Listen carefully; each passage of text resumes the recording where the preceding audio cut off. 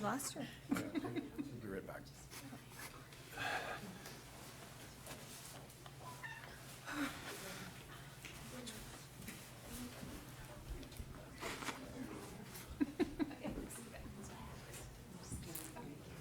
Usually it's me. I'm ready now. Good evening, everyone. I call to order the meeting of the Economic Development Authority meeting for Monday, December 16th, 2019. This meeting, we have two items: adopt the minutes from September, and then item 2 is approve the final levy. Can I get a motion to adopt the minutes for the EDA, please? I make a motion to adopt the minutes of the previous EDA meeting. Thank you. Second, please. Second. Discussion? Hearing none. All in favor signify by saying aye. Aye. All opposed? Motion carries unanimously. Second item, adopt final EDA levy for taxes payable in 2020. Can I get a motion, please? I make a motion that we approve the final EDA levy for taxes payable in 2020. Thank you. Second, please. I'll second the motion. Discussion? Hearing none. All in favor signify by saying aye. Aye. All opposed? Hearing none. Motion carries unanimously. Can I have a motion to adjourn the Economic Development Authority meeting, please? Make a motion to adjourn the Economic Authority meeting. Thank you. Second, please. Second. Discussion, hearing none. The EDA is, all in favor signify by saying aye. Aye. The EDA is adjourned. I guess we do actually have to vote, don't we, huh? Okay. Next.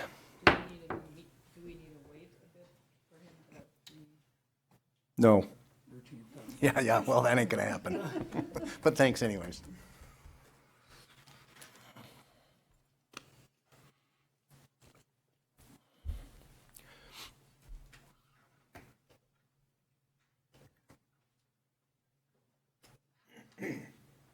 Okay, we're good. Good evening. I call to order the special meeting of the Victoria City Council for Monday, December 16th at 6 p.m. Because it's a special meeting, the agenda is slightly different. Nonetheless, it's not on here, but without objection, I think we should do the Pledge of Allegiance. Yes. Right.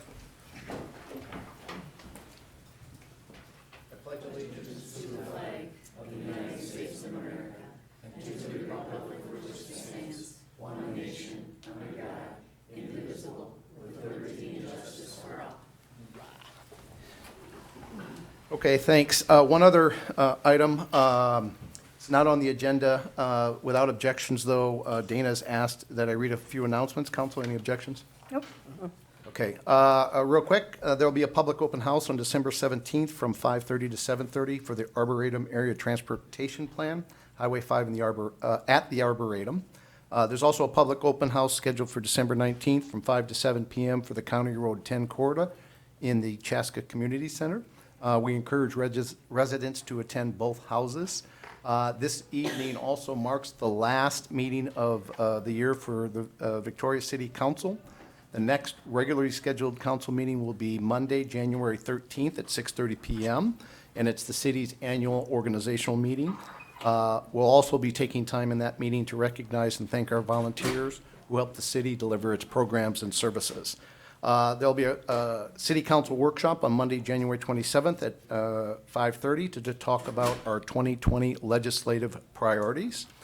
And unless otherwise noted, all meetings of the city council take place here at City Hall, in the council chambers, and of course, you're all invited to attend. And finally, on behalf of the city council, we would like to wish our staff, residents, and businesses a very Merry Christmas, a Happy New Year, and the warmest and best holiday wishes.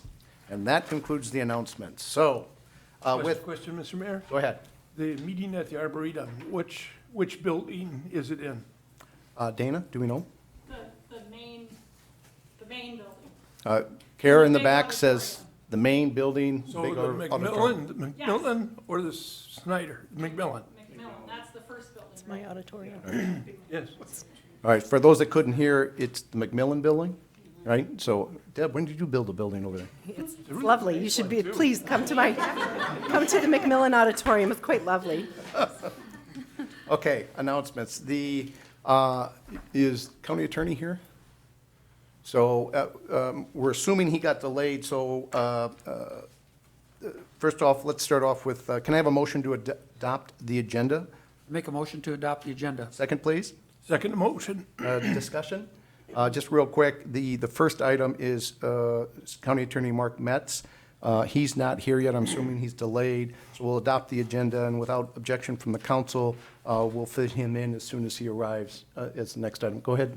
And then we have that, the last 3.10, the approved amended employee agreement with city manager Dana Hardy. It's on the agenda, it just wasn't, it was added on today. Yes. It's Okay. part of this agenda. All right, we'll get to that when we get to the consent agenda. Oh, sorry. Well, Oh, that's all right. That's all right. So we have a valid motion, that's second. Any further discussion? Hearing none, all in favor signify by saying aye. Aye. All opposed? Okay, the agenda is adopted. Dana, just a quick administrative note. The consent agenda typically comes before we handle the actual agenda items. Is this just a template issue? Because the consent agenda is here at the end. Yes, Mayor, that's a template. It's just Doesn't how matter. it was set up in our system, and we didn't catch it, so. All right, so not a problem. So because we usually do the consent agenda, let's just take care of that now, since the city attorney isn't here. So at this point, can I get a motion to adopt the consent agenda? I make a motion that we adopt the consent agenda. Second, please. Second? All right, and just one more time, the original packet did not have 3.10 included in it. That was added in. Is that correct, Cindy? Yep. So if anybody has any questions about that, contact city staff. Any further discussion? Hearing none, all in favor signify by saying aye. Aye. All opposed? Okay, the consent agenda is adopted. With that, we'll go back to the item 2.1. Since the county attorney isn't here, let's move on to 2.2. We'll come back to 2.1 when the county attorney gets here. With that, this is adopt the final levy budget in 2020 to 2024 capital improvement plan. With that, Trish? Thank you. Good evening, Mayor and Council. Tonight, I have an overview of what we've discussed in detail at previous meetings and workshops for the 2020 final levy budget and CIP adoption. So tonight, we're just going to review, and then we'll have a discussion, and then there are some resolutions prepared for adoption. So first off, this chart just shows what funds we have budgeted for and are included in this budget adoption this evening. And going over our process, we are now at the final stage in December after 6 months of reviewing and working and making changes and refining. This evening is the final. So to review the general fund budget, we had revenues of 5.949 in the budget, and expenditures are at 4.662. Our transfers are at 1.222.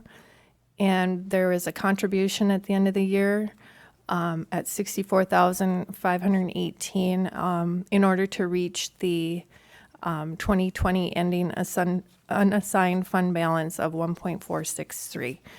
That's to meet the 30% of the next year's expenditures, which meets the city policy of 30%. This is just a quick review of the general fund budgeted transfers. The water fund loan coming off in 2020 as that was paid for. The long-term street maintenance fund is the highest change in the budget transfers. And also we had the new park fund transfer at $100,000. I had a question on that. Yeah. If you don't mind. Of course. That large transfer for street maintenance, is that because 2019 was abnormally low and we're bringing it back to the normal level? Yeah, that's correct. Yes. It's to catch up.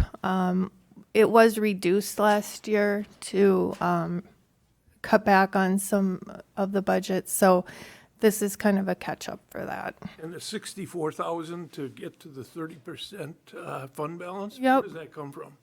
So that's just that's the ending balance of between revenues and expenditures at the end of the year. That's how much Okay, so we that's would just- have to have extra over in order to meet that 30%. Right, but where are you transferring it from? So it would come through the levy. Okay. It would be a revenue in the levy in order to have enough cash balance to meet that 30%. So it's a line item. It's like a line item, correct? Yeah. So the final levy did not change from the preliminary max tax that was done in September. So it stayed at the 13.1%. So the proposed final levy is for 5.896. That includes that EDA HRA levy that was just approved prior to this meeting. This graph just shows the levy history from 2009. It's typical for a growing city to see the levy increase to cover operating expenses. The tax impact, as you can see here, the tax rate did go down slightly. That's because the fiscal disparities number came in a little bit higher than anticipated, and we get that pretty late in the year. So the 0.3% would be due to that. And the median home value change was coming in at $1,411 tax on the median home. This just kind of shows how that $1,411 is calculated, showing the taxable market value for the median home.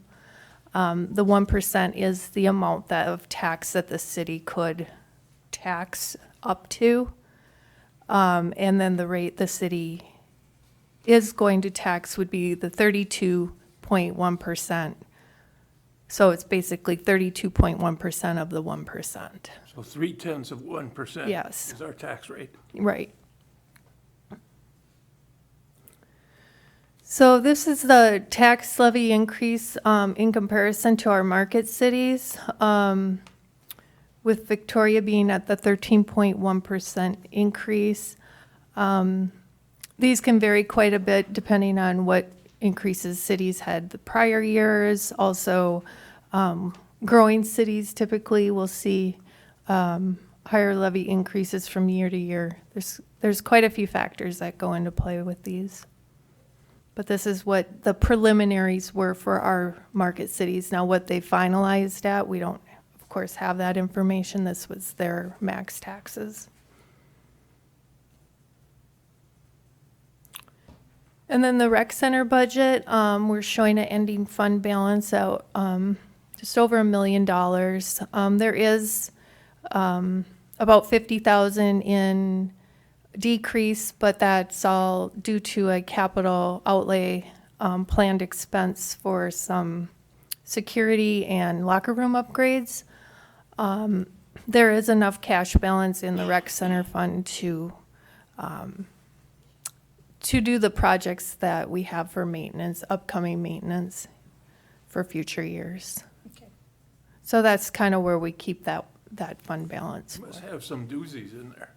There's, some roofs and, quite a few things that are down the road, but yet we're going to keep cash on hand to be able to pay for those, because that way then we can still meet that debt service payment and not have to transfer from the general fund.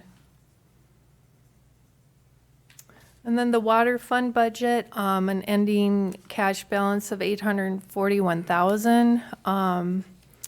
This could change given what projects out of the CIP end up going, because we're planning to pay cash for those projects that we had planned for the water fund. We will look at the water fund coming up here in the CIP. So if you have specific questions about any of those projects, we can talk about them. The expenses, though, must be Is the well in there, the 2.5? Yeah, so we've got the well and the pump house in there. The 2.5 is done, it would be well 5. So that we'd be what's in looking the at. 3.6, well, 5? So so the CIP for the water fund is right here. So we would have the well number 5 at 1.3, and then the south area extension at 570,000. So those are the two big ones.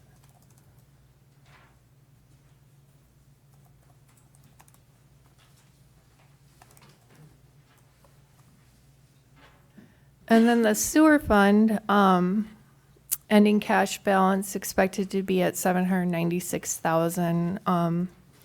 Again, expenses here, higher for the capital projects that may or may not happen in 2020. The non-operating revenues are reflecting a bonding of $2 million towards the South Area project if that were to go. So that's where the $2,470,000 portion would offset quite a bit of those expenses. And then the stormwater fund, we don't have any capital projects planned. There was a $2 per quarter increase in the rates for the stormwater, trying to build up some cash balances for future pond cleanings and dredgings, maintenance. And then we'll go into the capital improvement plan for the 5-year plan. Again, projects costing over $10,000 will come to council. So this does not mean automatic approval. The items that we have included are in the budget. And we do have in the long-term financial plan adequate funding for those projects. So the general fund capital improvements, there are not any currently for 2020. So there's a couple of things out there for 2021. And then the public works for 2020, we've got a pickup, a dump truck, and a sidewalk machine planned. Transfers from the general fund from prior years, and this year will cover those expenses, but they will again come to council before they're purchased. The fire truck, the mini pumper, that was prepaid for this year, so we'll be getting that next year. The park fund, we've got Wasserman Park slated in there. That would be bonds paid with franchise fee revenues. Paving the Lions Park parking lot would come from the park fund and a portion from the charitable gambling fund. And then the trail gaps, the 550,000 in 2021 and then 25,000 for 2020 is the Bavaria Trail connection that Ann had put in for one of the first trails to be on the slate for that, to use those funds. Council hasn't decided which trails to do first, though. And that's the other, this is just what staff has, or the Park and Rec Committee has recommended, and of course it will all, again, be approved by council before anything is done. All right, thank you. And then the downtown redevelopment for the old public works site, using the TIF pooling money for making a parking lot improvement in that area and some upgrade to sidewalks to be ADA compliant. And then the streets, we got the Marsh Lake Road improvements. The street extension to Marsh Lake would be a part of that south area project, and then the Steiger Lake Lane West improvements. The long-term street maintenance fund, council recently talked about the ped crossing improvements on County Road 11, which may have some funding from the county, and some street overlays, and the 11, 18, and 43 intersection improvements. That would be coming out of the long-term street maintenance fund.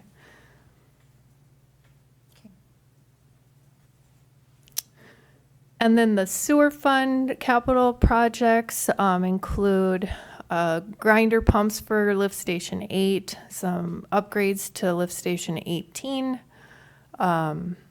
We've got the south area sewer improvement portion, and a lift station 11, and then the oversizing of trunk main for future developments, if there are any. And water is the portable generator, the trunk main oversizing, and the south area extension, and then the well 5. So the long-term financial plan is also in the agenda packet for 2020 to 2029. We go farther out than that, but that's the portion that we're showing and having you consider this evening.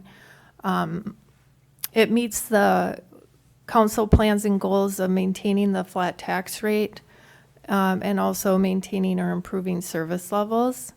And the 30% general fund unassigned balance is included. There's less than 1.5% tax supported debt of market values, and debt service portion of the levy is less than 30% of the total levy. Details of the current budget and levy are also included, and levies for the general fund debt service are projected.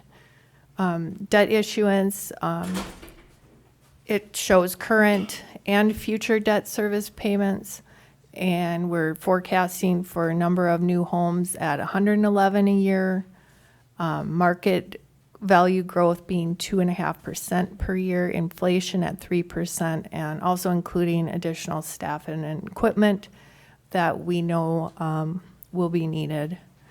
The capital improvement plan is also included in the long-term financial plan. So long-term projections show the tax on the medium value home does go up mostly because of the increase in the market value. And the tax rate is holding pretty steady. Actually, it fluctuates down a little bit towards the end there, but all in all, it stays pretty steady. So now, is there any questions that you have, things you'd like to discuss? Council? No? I'm good. We've been studying this for months. Yes, we have. Can we get the resolutions up then, please? Are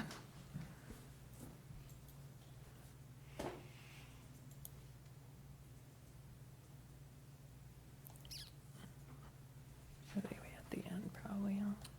Oh, here's one. Okay, how many resolutions are there related to I the think there's 4? 4, yeah. Okay, can I get a motion for the first resolution, please? I make a motion to approve a resolution approving the final tax levy for the city of Victoria for collection in 2020. Thank you. Second, please.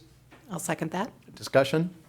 Hearing none. All in favor signify by saying aye. Aye.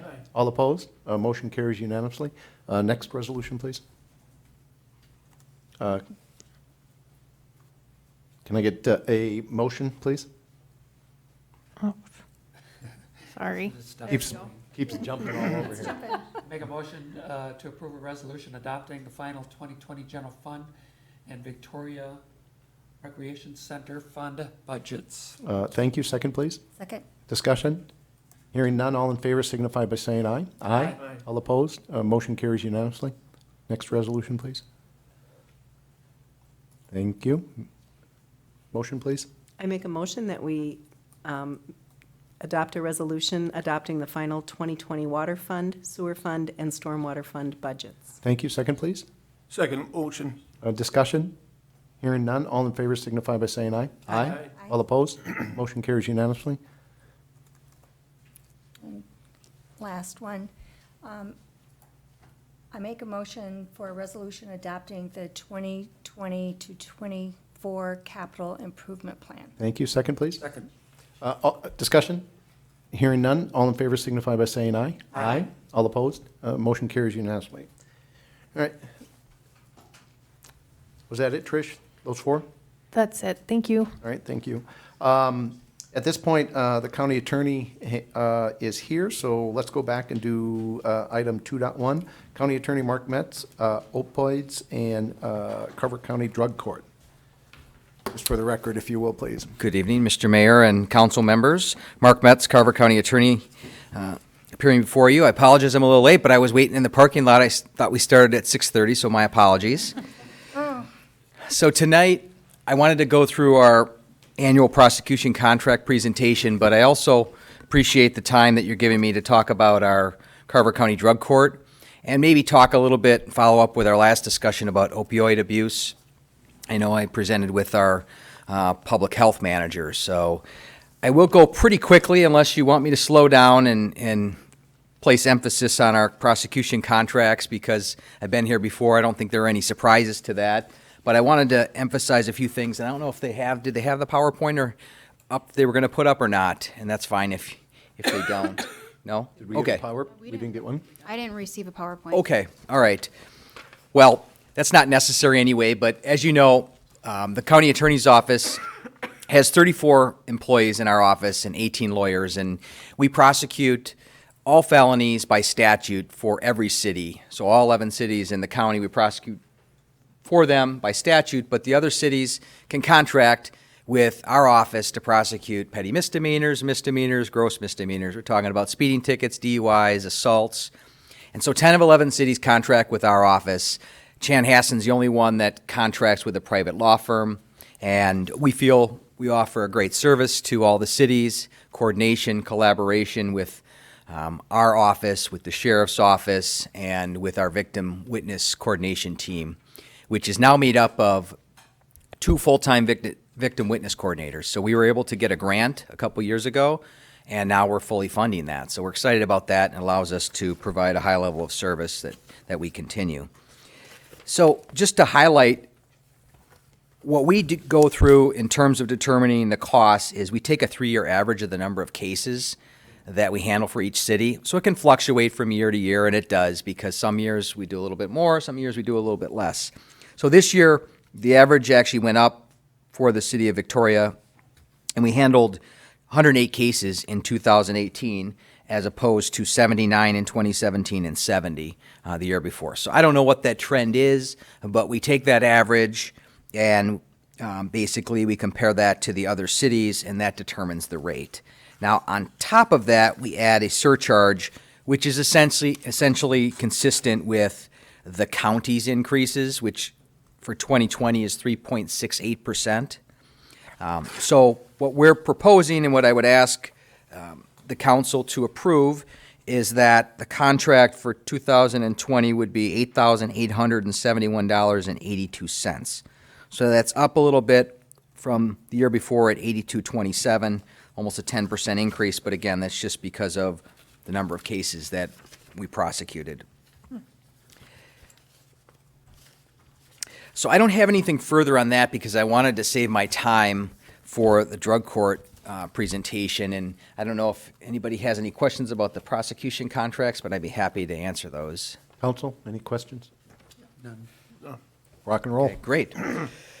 So you've probably seen and heard a lot about substance abuse courts, alternative courts, and I'm excited to announce here, and it's been in the paper, that Carver County received a $500,000 grant for 4 years to start a drug court.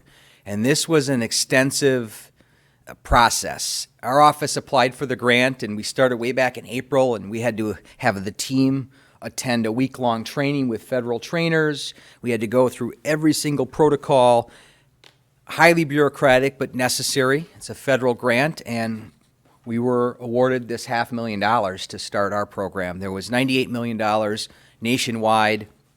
I think there were 18 grants for drug court, and 5 of them were granted in the state of Minnesota. So we were one of those.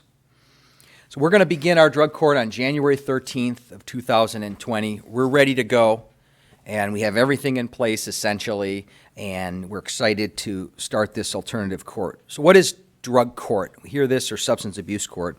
Well, it's a treatment court that's very similar to our veterans court that we started and has been successful. And it's really a shift in how we're handling substance abuse cases.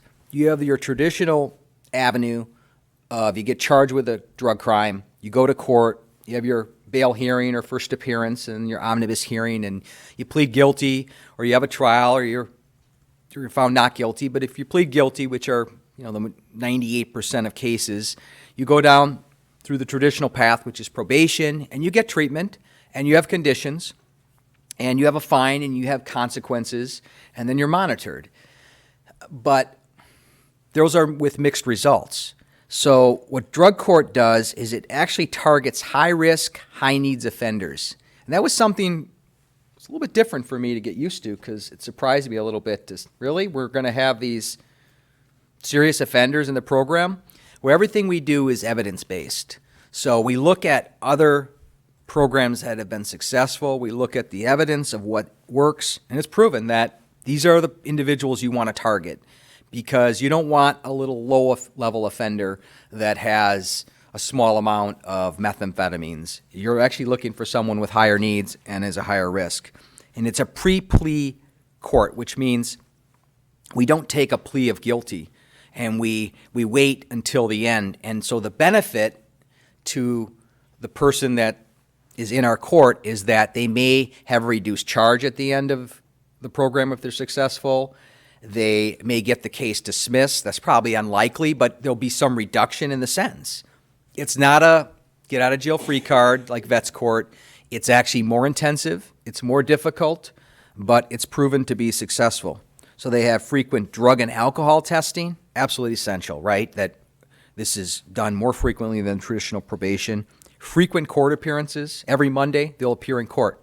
The judge will take time with each individual and say, how are things going? They meet before with the team, and they talk about all the people that are in the court and see how they're progressing, what do they need, and then they bring them into court. And the judge has this interaction, and it's proven that if a judge spends time, even 3 minutes with each participant, it makes a significant difference of holding them accountable and getting them the needs. And then it treats substance abuse and mental health. And that's critical because they're often intertwined, that they're self-medicating. So we've connected them with we will connect them with the treatment programs for substance abuse, but also for the mental health, that they can address that. We are going to have a capacity of 25 people. We want to keep it limited to that, and that's again proven to be the number that you should be targeting. Drug court celebrating 30 years this year in the United States, and there's currently just about 3,500 drug courts in the United States, and the average savings per participant is $6,000. Again, this is all from the statistics that are gathered that we're going to have to gather and send to the federal government to receive this grant as well. 6,000 over the more traditional method and path? Yeah, exactly. So it's shown to save money, but it's also reduced recidivism by 58%. So that's, again, according to these statistics, which is proven to work. And I think somebody that comes from a background of that they're in the system for a long period of time, and I've been a prosecutor since 1998. So virtually my entire career, too. You have the traditional way of doing things. But it made me think about it as the county attorney.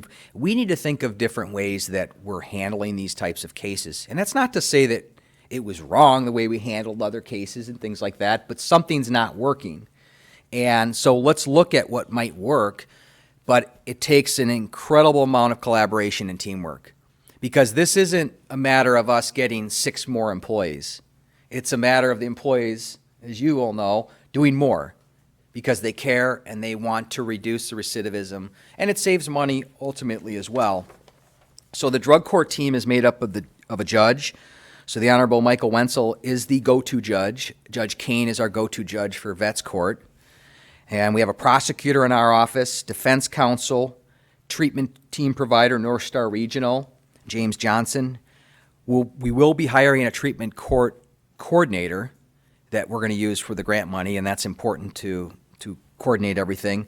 Community supervision representative. We have a law enforcement commander in the sheriff's office who will be there and is essential. And we have an evaluator from our office, my executive assistant, Rhonda Betcher, who's going to be working on the team as well.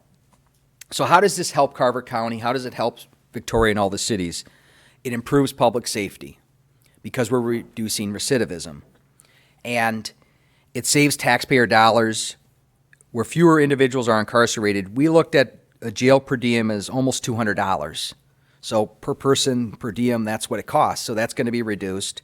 Now they'll go to jail. They'll have consequences when they come in. And let's say the judge finds that they tested positive over the weekend to a drug.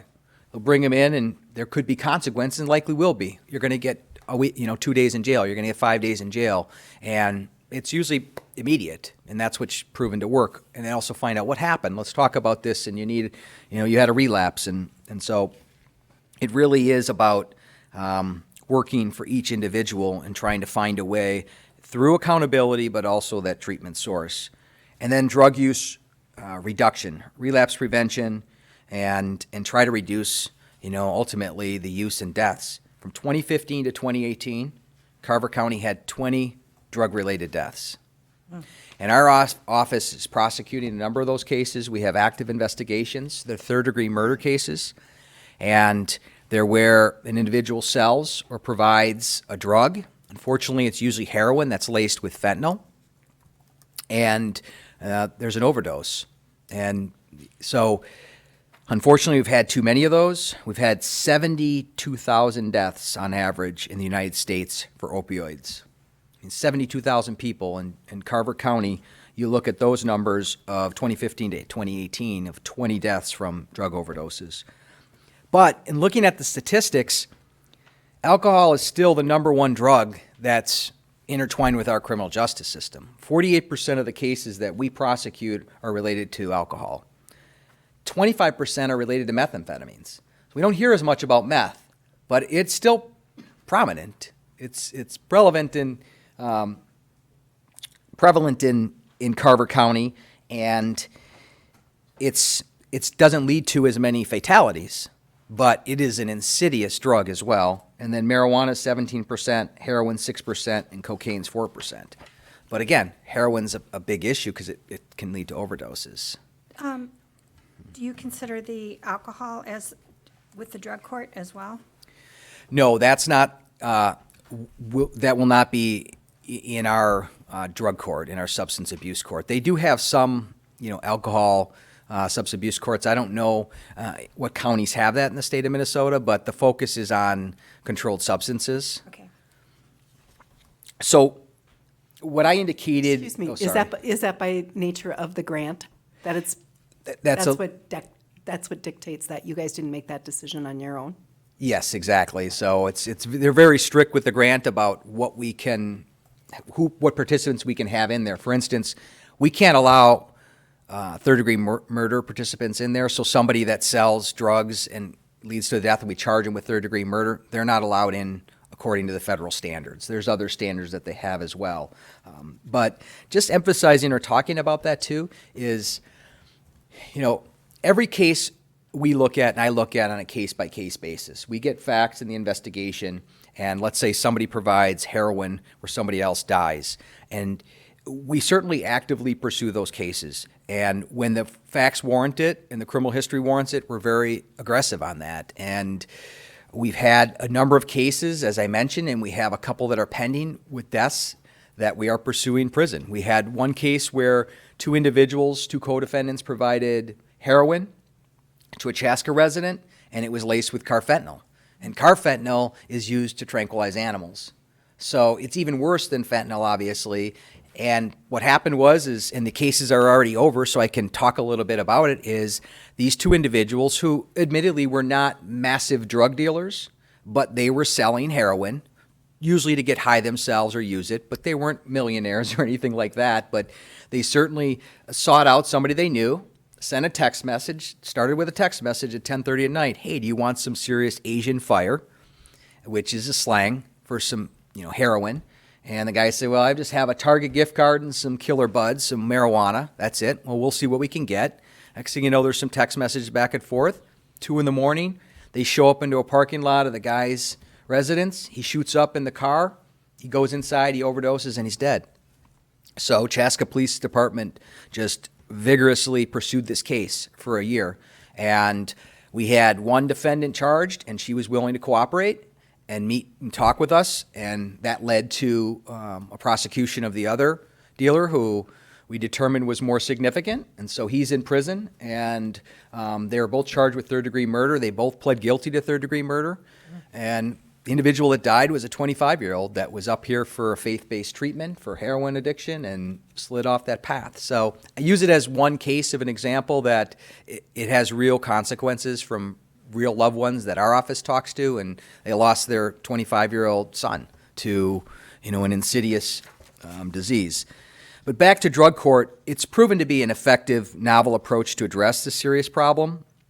And so through this team of court and community providers, professionals, they're held accountable through the close supervision, as I mentioned. It ensures public safety, while at the same time they receive the intensive treatment. So our goal is that drug courts will reduce drug dependency, reduce recidivism, improve public safety, and save taxpayer money. So shifting just gears for my last couple minutes here, I did want to talk about the opioid crisis as well, as I presented to the council last year. This year, Carver County joined numerous other counties and cities and municipalities to sue opioid manufacturers and distributors for allegedly using fraudulent marketing tactics to flood our community, Carver County, in the name of outrageous profits. And so the allegations are that Big Pharma had essentially fraudulently marketed these drugs, saying you can use them safely and you can use them safely. I don't want to get the wrong information out there, but you consult with your doctors. But what they did is they, in my opinion, again, this is the allegations in the complaint that is not resolved yet, but they falsely marketed these drugs and they took advantage of people. And so what we're trying to do is we're trying to get them to stop their marketing, which I think has already been successful, but hold them accountable for the harm that they've done to our citizens and across the country. Now, I'm not optimistic and don't want to create the impression that there's a big pile of money coming to Carver County. We're hopeful that if there's a settlement, that money will get pushed into our community so we can get the treatment for these individuals and it can help. But this is really important because it's part of a larger group of plaintiffs. Some of the cases have settled, but we're part of this massive group, and the goal, again, is to not just let this go by in the name of their profits, that they were taking advantage of this. So we had, as I mentioned, those 20 drug-related deaths for those 3 years, but there were 638 drug overdose deaths in Minnesota in 2018. State of Minnesota, 72,000 in 2017. That was up from 64,000 in 2016. And the majority of those overdose deaths were attributed to opioids. In 2018, we had 8 drug overdose deaths in Carver County. We had 2 in 2017. So finally, our office prosecuted 114 either felony or gross misdemeanor drug cases in 2018. So 114, that's a lot of cases for our community. And I think, I won't speak for what people's opinion about how much drugs we have in our community, but it's here, and it's something that we're trying to work with so we can reduce it. But I appreciate the opportunity to present on that, and especially talk about our drug court and to show that we're looking at innovative ways that we can deal with these issues. And the credit goes to all of the people on this team and the different agencies, because if I listed them all, you'd be encouraged to know the collaboration and the cooperation, that people aren't saying, well, I don't want to do that. No, what can we do? We can do more and we can help. And it starts from the minute that they're arrested by law enforcement.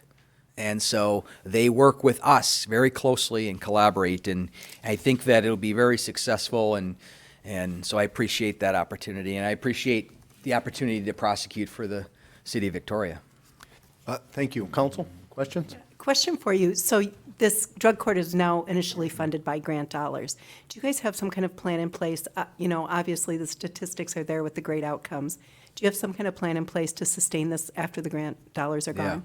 That's the last page. So do you want to contribute some? No, I'm kidding. Well, that's a really good question because I had to work early on with the process with our board to get some commitment and support from this, knowing that at the end of 4 years, we could apply for another grant after that. You don't know what's going to happen, but they've committed that they want to see if it works, but they're fully behind this, just like they were with Vets Court. So I appreciate you asking that question because it will. It's going to cost additional monies once it ends, and we don't want to get to 4 years and then have the board go, well, we're not doing it anymore, and we put all that effort and that work in, and we're hopeful that we can get an extended grant, but there's a lot of money out there, certainly under this administration right now in the federal government. They are promoting, trying to curb this opioid abuse, and this is a start of it too. It's not just opioids, again, it's methamphetamines, but it is a terribly insidious drug. And the case I mentioned, because it's over, and we completed it on Friday, was she had gone to Teen Challenge for 2 years, which is an intensive program that they have. It's faith-based, but it's intensive treatment, and was sober for 2 years, got done, and relapsed, and then admitted to the probation violation on Friday. And it shows the support that you need, and it just shows the dangers of this. And I talked with her father outside in the hallway, and he tracked me down and said, thanks for giving her a chance and an opportunity to get sober again, but I know this is really hard and difficult, and I said, you can make a difference too by talking to your daughter, and you can make a difference by encouraging her and knowing that this is it, because otherwise the other gate is to prison. But I don't think anybody really wants to step up and say, yeah, I want to be an addict. But we have a lot of support from our administrator, and I'm encouraged by our board support, and hopefully your support as well, because it goes a long way to show that we need to have these types of programs. What's the total annual cost of this fully loaded if you take everything, what's it costing the county per year?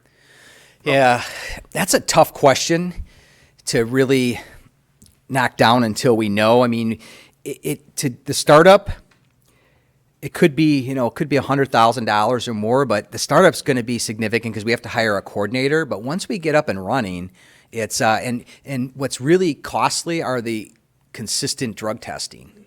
So that's a pretty significant cost for us that you're going to have to get them tested frequently. But we're working on that too, because we're having an upcoming board meeting to talk about that to see what happens at the year 5 for our board. Is it a voluntary program, or is this part of the sentencing? Yeah, it's voluntary. So they go and they observe drug court and determine if they want to be in it. And again, the incentive for them is get sober and live a productive life and know how to treat it. But also the incentive is, which we have to, is you can have a reduction in your sentence. That you're not necessarily going to be a felon for life, or we have to look at it on a case-by-case basis, because otherwise what incentive would they have? But some don't want to do it. It's an intensive program. We've seen with Vets Court, some say, no, I just want to go down the traditional path. I'll pay my fine and I'll do my weekend in jail and I want to be done. I don't want to have to answer every single week, because you're really held accountable. And it's exciting, though. We've visited other drug courts, and to see the graduation of others, and it's really motivating to see after a 2-year period if they can successfully complete the program. And there's a lot of incentives too. Believe it or not, there's incentives for them to when they come in, of rewards that they might have if they've been successful. Other questions? Just want to commend you and congratulate you on your grant. It sounds like a wonderful program. Yeah, thank you.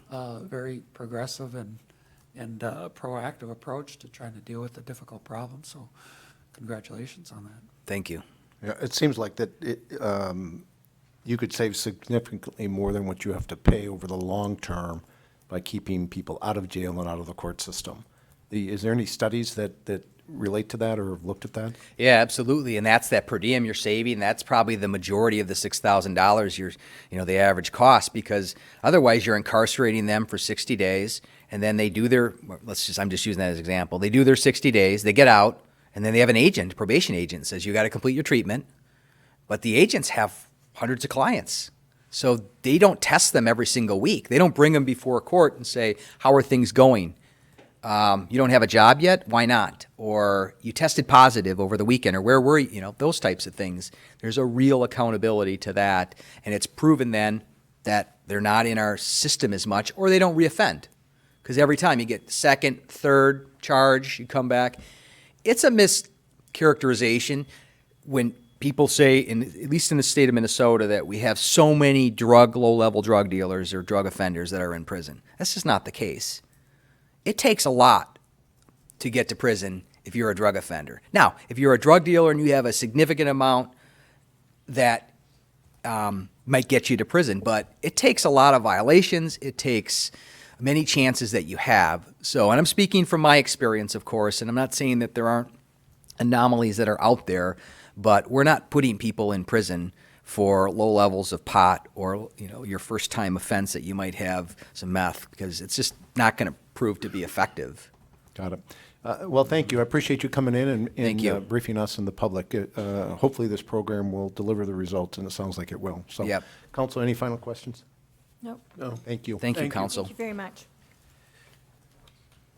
Okay, the next item is 2.3, Cara South Area Utility Extension Project Update. Good evening, Mayor and members of the City Council. I have the pleasure of presenting the next 3 agenda items, all which relate to the area south of the current city limits or at the city's southern boundary. We thought it would be a good idea to provide the council with an update on the South Area Utility Extension Project, because we haven't provided you with one for quite some time. So all the way a year ago now, the City Council authorized final design for the South Area Street and Utility Extension Project.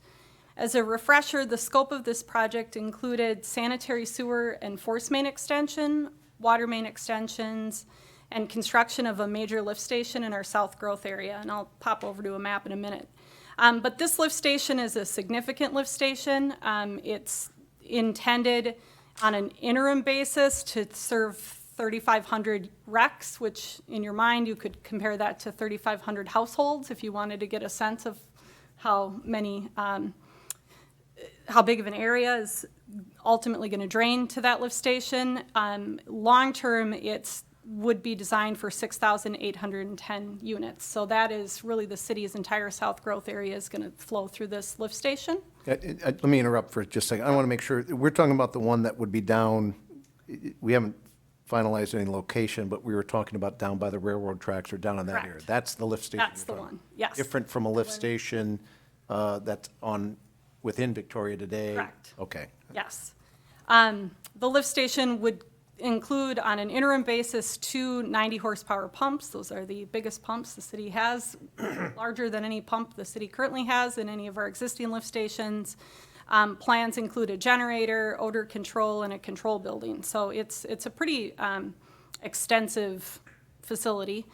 As part of the scope of that project, the council also authorized final design for a street extension. So I will pop over to a graphic that hopefully will cooperate and load.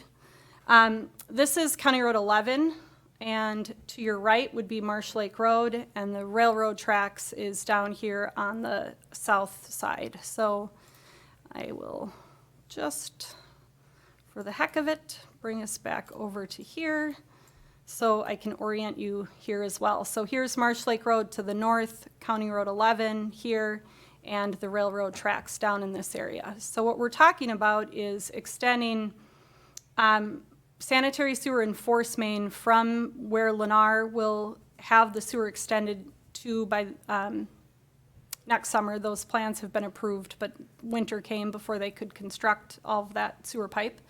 But the city would be extending the sanitary sewer and then a force main down along Marsh Lake Road, down along the county right-of-way, to a lift station that needs to be located in this area. So we're looking to locate that lift station in a low area so that the city's entire south growth area will drain to this lift station, and then the flows will be pumped back up to the gravity trunk system that was constructed with the developments on the south side of Wasserman Lake. The project scope also just includes a short little trunk water main extension from the Lennar development, also along Marsh Lake Road to the Geshtock property. The water main would then be extended through the development to serve this area in the south. So it's pretty big, pretty complex project. We have $4 million in the budget for the project. But essentially, I would say roughly maybe around May, we started to kind of put the brakes on the design process. We had gotten to the point of having really 90% plans complete, but we really wanted to be moving forward in partnership with development of the Geshtock, Vogel, and Welter properties. In addition, we would need to annex the areas before we can extend utilities. You can't extend utilities outside of your city limits. I suppose you could if the township agreed to the extension, but typically you would extend the utilities as you're annexing the property. And then, of course, we've had some uncertainty about the Marsh Lake Road project that we've been working through over the past year. So I'm going to jump to the lift station first. What's really key, and the mayor touched on it, the location of the lift station is really important and critical to this project. So when we finalize the plans, we need to have the final lift station location. We have all the guts designed, but ultimately we need to plop it on a plan for a contractor to build in its final location, and then we need to either acquire land rights through easement acquisition or through the development process for that lift station to be permanently located. The developer for the Welter parcel, which is this parcel just north of the tracks, the council has seen maybe one or two concepts already for that development. There had been some discussion over the year about land use relative to the comprehensive plan.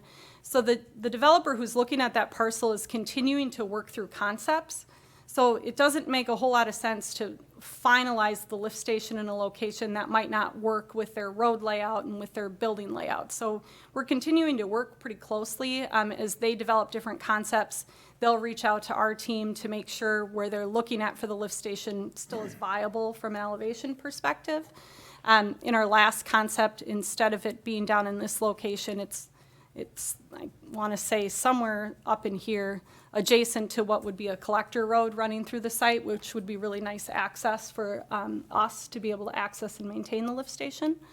So that remains ongoing, and we continue to work pretty closely with them. Once we're able to finalize that location, plans would be able to be finalized fairly quickly, and we could move to bidding and move to construction.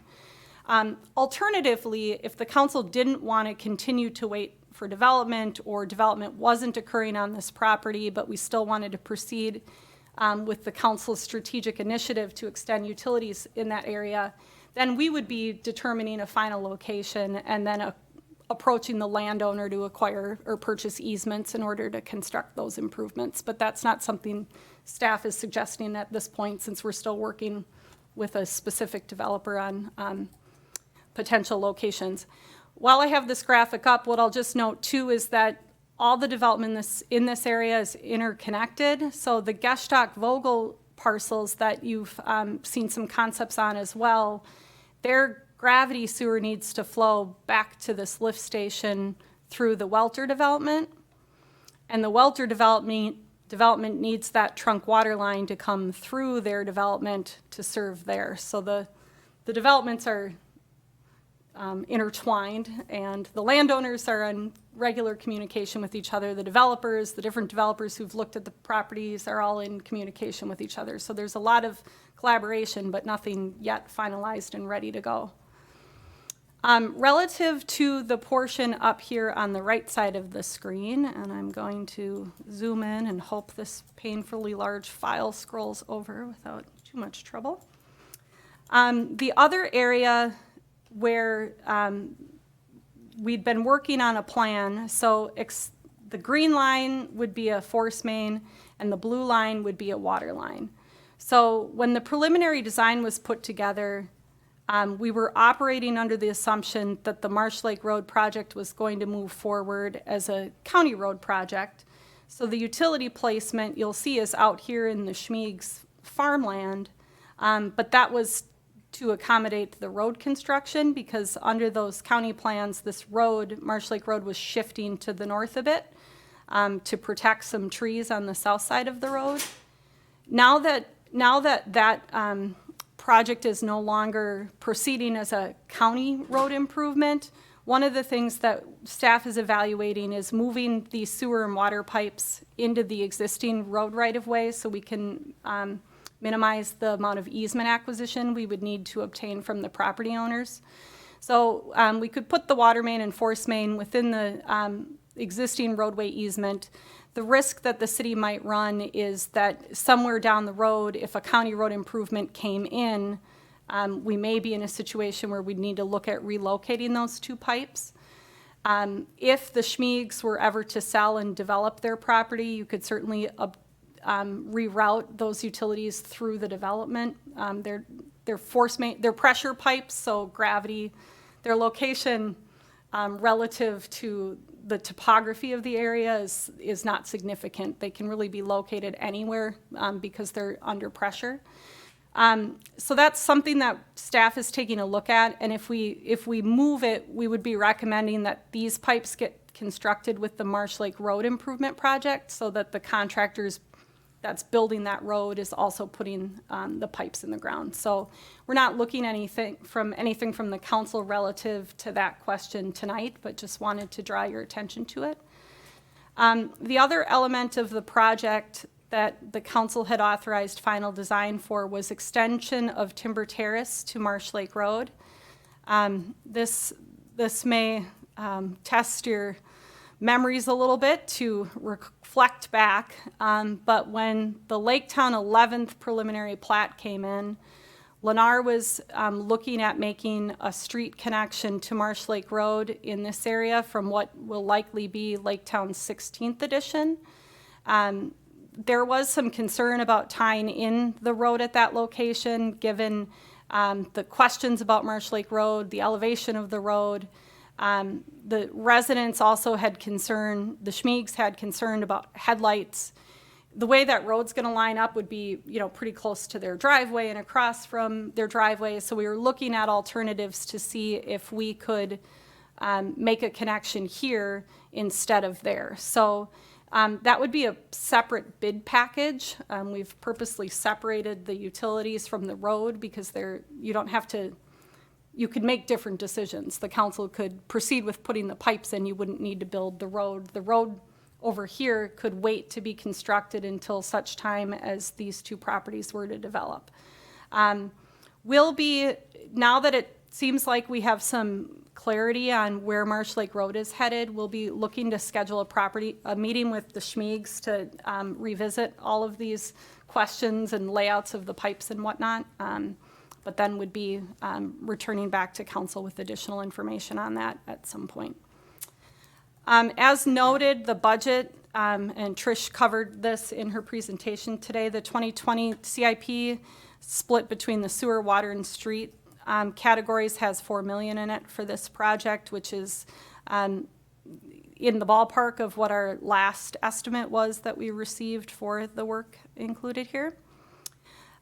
So for next steps, we're gonna take a look at the location of the pipes relative to the Marsh Lake Road project.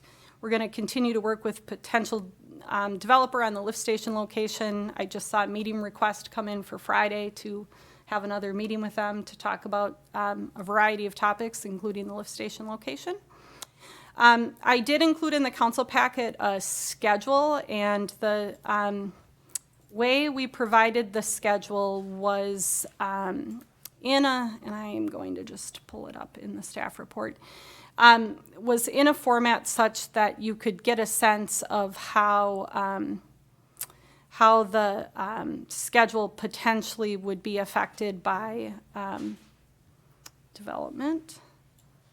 So if we knew the final lift station location today, there's probably about 10 weeks of work, and part of what was worked into there was a holiday schedule, so the, people, it's harder to get plans completed when a bunch of people are out of the office. But if we knew the final lift station location right now, we would anticipate that we'd be in front of the council for approval of the plans and specs in February, bidding in late March, and then the lift station would be fully operational by October of 2020. There's a 12-week lead time associated with purchasing panels and pumps for the lift station, so that's a pretty significant piece of the schedule. That's just how long it takes to get them ordered. You'll hear stories of the delays from the pumps being shipped from overseas on a boat, and you're patiently awaiting the arrival of your pump. So what our recommendation would be that the latest the council would approve plans would be April 13th, 2020, if we wanted to complete these improvements in 2020, and that would have the lift station fully operational by the end of the year. So this is information that we have available to us that we're sharing with our development people who are working in the area as what our schedule needs to be if we want to do a 2020 project. Alternatively, it would become a 2021 project.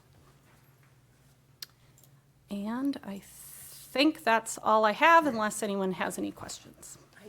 I do have a question. Yep, go ahead. So we're assuming that the people, I don't know how to ask this question, so I'm just going to spit it out here. The people along Marsh Lake Road probably have sewer and wells currently. You mean septic? Septic and wells. And thank you for that help.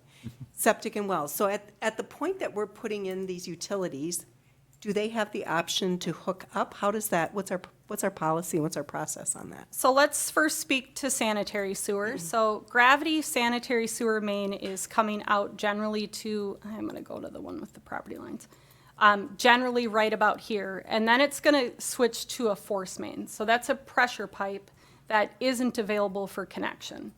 So as that force main comes past this house here, they wouldn't be able to tie up to it. Connections are made to gravity sewer lines, not pressure pipes.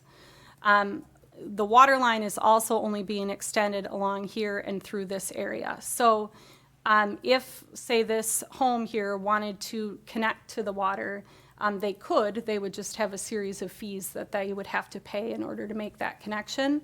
Those fees would include a lateral benefit charge, which is essentially a fee in lieu of an assessment, because we aren't proposing, because this is a trunk water line extension past here, we aren't proposing to assess these landowners for that trunk extension. But if they were to connect to it, they would have to pay an additional fee on top of the $10,000 in, well, that would be sewer and water. But yeah, that's the extent of the sewer and water. The majority of the homes in this area are up the road a ways and not in the area where we're extending as part of this project. I have a couple questions. Go ahead. The $4 million, you said there's a road in there. Tell me again what the road is. There's $500,000 in the CIP for extending this little piece of timber terrace through to Marsh Lake Road. Okay, so the 4 million, or 3.5 million if you exclude the road, it would be my understanding that the city would, one way or another, recover that investment through charges to developers, potentially assessments, but probably charges to developers for new housing. Correct. And so when it's all over and the smoke clears in 10 years, the city will have some bonding debt that it should be able to pay off, and it will not be encumbered by this project. Yeah, so, and I think Trish left, but my understanding is that the plan would be to fund the project through a combination of debt service and cash that's available in the utility funds. And that debt service would be paid through utility fees collected from the developers at the time. We collect fees in two ways. Some portion of the fees are collected at the time of development, and other portions are collected with the building permit fees. Yes. So she has a model built of how many units would need to come in order to cover Right. this The bond. city's plans are that this is an investment which will be recovered, Correct. and it's And not not gonna paid for flow with general into the tax. taxpayers' pockets. Right. Second question, the sewer, I'm confused. You got two types of sewer here, and it sounds like they're flowing both ways. Is that true? So what we would be building would be primarily a lift station and force main. So lift station down by the tracks, and then a pressure sewer pipe that takes the flows that would flow by gravity into the lift station and pump it back uphill to the Lennar development. It's coming down the hill, and then the pump house is pumping it back up the hill. Correct. And this all makes sense. Met Council treats it. This all makes sense. It does. So the city's comprehensive plan, when we do comprehensive sewer planning, it is a challenge in the city of Victoria because you know what kind of topography exists.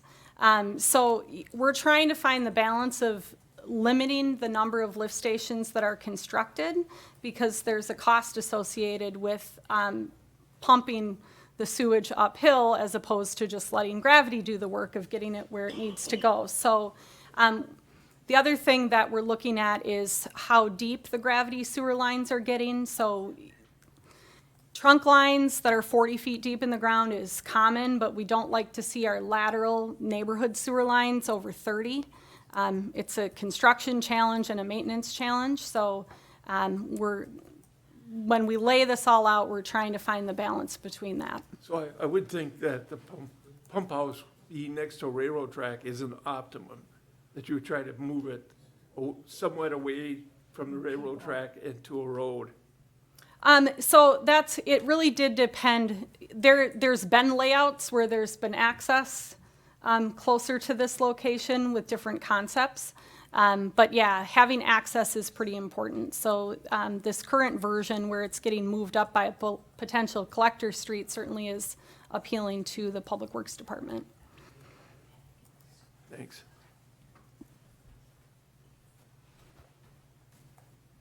Council, any further questions?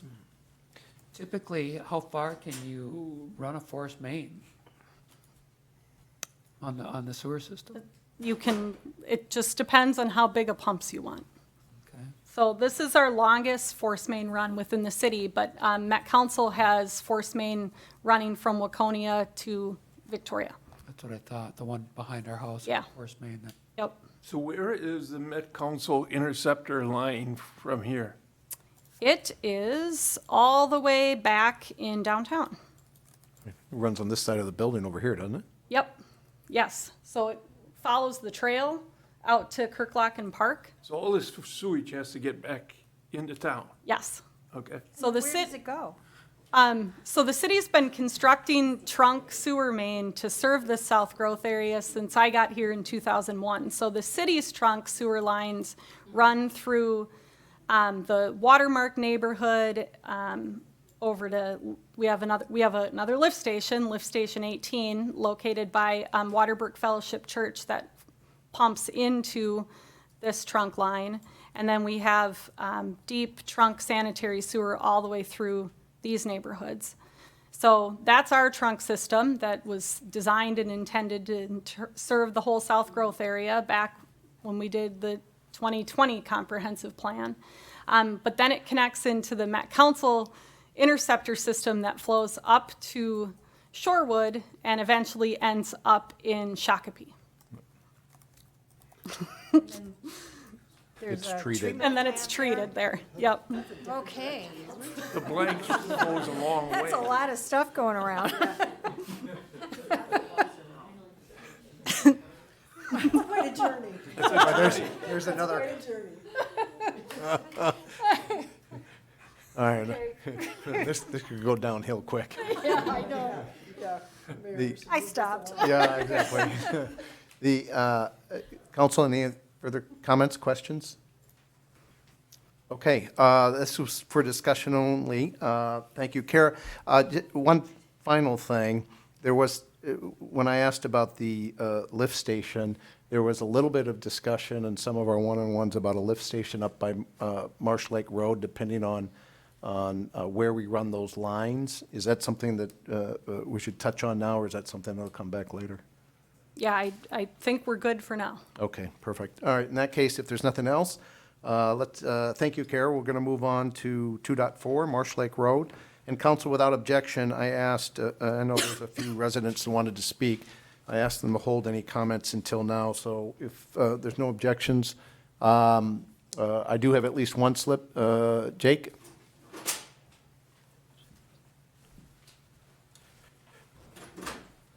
Thank you, Mr. Mayor, members of the council. Jacob Steen with Larkin Hoffman Attorneys, and we represent the Marsh Lake Hunt Club. Thanks for the opportunity to speak about this. As you know, as I've been up here several times before, the club has had a consistent preference for Marsh Lake Road, and that's, of course, a city road. So we very much welcome council's action tonight and appreciate that this project is continuing to move forward as a city road.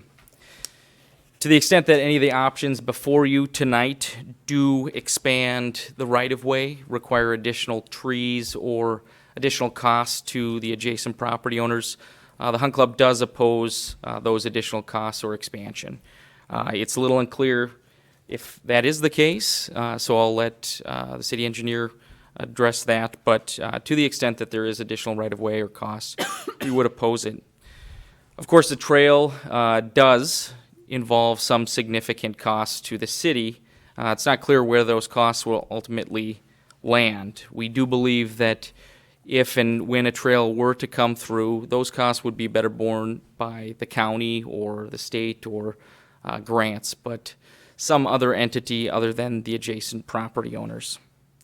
We, of course, however, recognize the benefit of taking action tonight, and to the conversation that this council had just last Monday, this action will, of course, give staff significant clarity as to how to respond to development proposals in the future, specifically addressing concerns about an unfinished county plan that was abandoned effectively last week. With that clarity, we do think it is a good opportunity to revisit the question that was just brought up last week, which is how to designate this road in the 2040 comp plan. The club would support removal of the road as a county road designation in the comp plan. Of course, that's a 2040 plan, so it's a 20-year plan. And based on the discussions that we've had and that I've heard, it sounds at least unlikely in the near future that this will be a county road.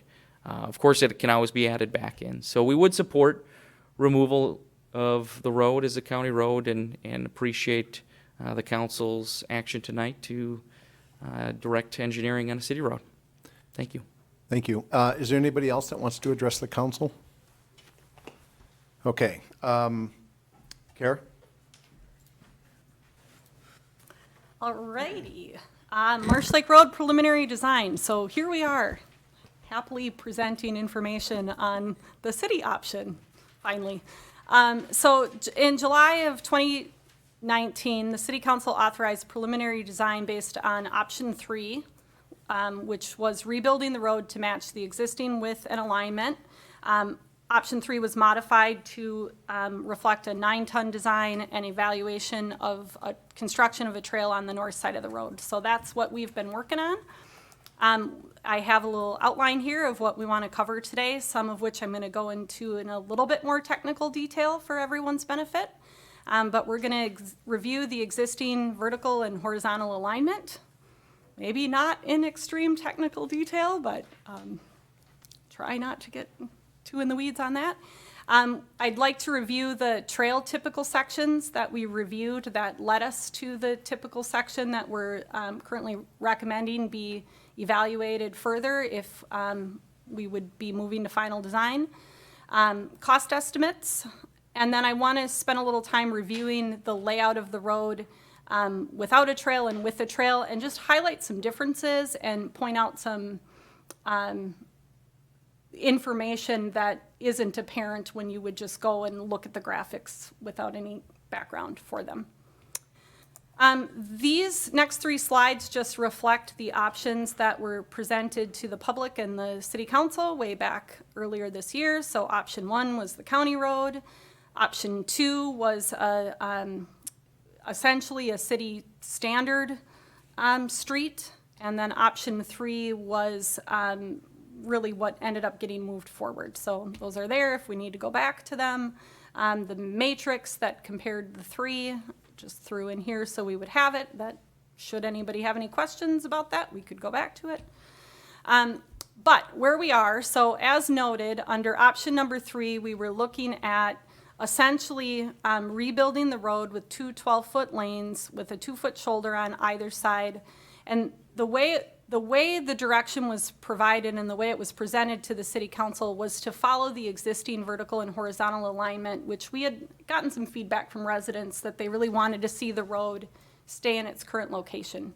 And there's 2 benefits to a road staying in its current location. You minimize impacts to adjacent property owners when you improve the road if you leave it in its current location.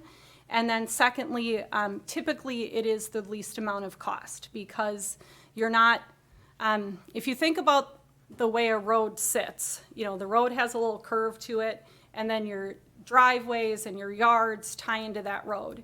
If you pick the road up and you shift it, then you have to restore these additional areas that you've disturbed and match the grades in. So those costs can be significant, they can be insignificant. It really just depends on what's adjacent to the roadway, what the grades are like, whether there's trees you'd have to clear to move the road.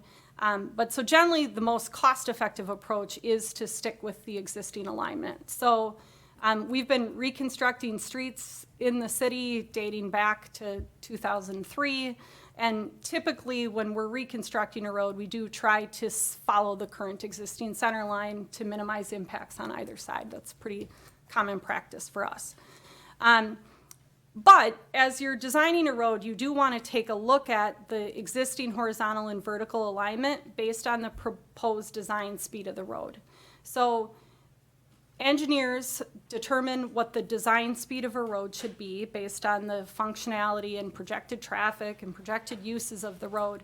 But what you're really looking to do is to design the road to accommodate the speed at which cars are driving. So, of course, there's that balance between not wanting it to be 55 design speed, which then softens curves and allows people to drive it really fast. But then the other extreme is making sure that it's safe. If people are going to be prone to drive the road 55 miles an hour and you have all these 30-mile-an-hour curves on it, then you run the risk of creating a safety hazard. So it is important to just make sure we pause and understood what the existing conditions are on the road. So looking at the existing conditions, and I'll hop over to the technical page here, but we had 1 curve that does not meet a 30-mile-an-hour design speed, and then we had 2 curves that don't meet a 40-mile design speed, and that's horizontally, and I'll walk through these. Vertically, there were 3 curves that didn't meet a 35-mile-an-hour design speed and 4 curves that did not meet 40. Kara, can you clarify that? Does that mean you have to take them slower than that speed? Correct. Okay. Yes. So there's 3 curves that you can't go 35 miles. You have to slow down. You should slow down to get through them, Thank you. according to conservative technical design, but from an engineering perspective. This file is a little bit large, so I'm hoping it's going to cooperate with us today. So first we'll talk about the horizontal curves. So the first curve that was noted that does not meet 30 or a 35-mile-an-hour design is just up here at the end. So this little curve here, you're coming into a stop condition, so that's generally not as significant. You know, if the sight lines are clear and you're coming around a horizontal curve and you know there's a stop sign there, that's not of significant concern. Then the other area horizontally, and everybody is quite familiar with this area, is the curves in the area of the 6 Mile Creek crossing. So those would meet a 40-mile-an-hour design speed. Let's see if it loads. It meets 35, but not 40. And that's currently posted as a 35-mile-an-hour area through that section. But it does meet 35, just not 40. The whole road is 35, isn't it? Currently, the posted speed limit, so the city determined a rural residential district through the central portion of the roadway. So where there's homes, where there's driveways accessing. So that was in accordance with state statute at the time. And now we can change that. So under the new law, the city has more control over setting the speed limit. It's a little unclear yet how one does that, because the language says we still have to have an engineering study and all sorts of reasons for why we need to do it. So cities are currently trying to figure out what the legislature meant by what they're looking for a study.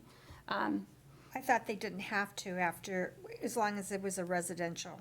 Correct, but this wouldn't meet the definition of a residential street along its whole corridor.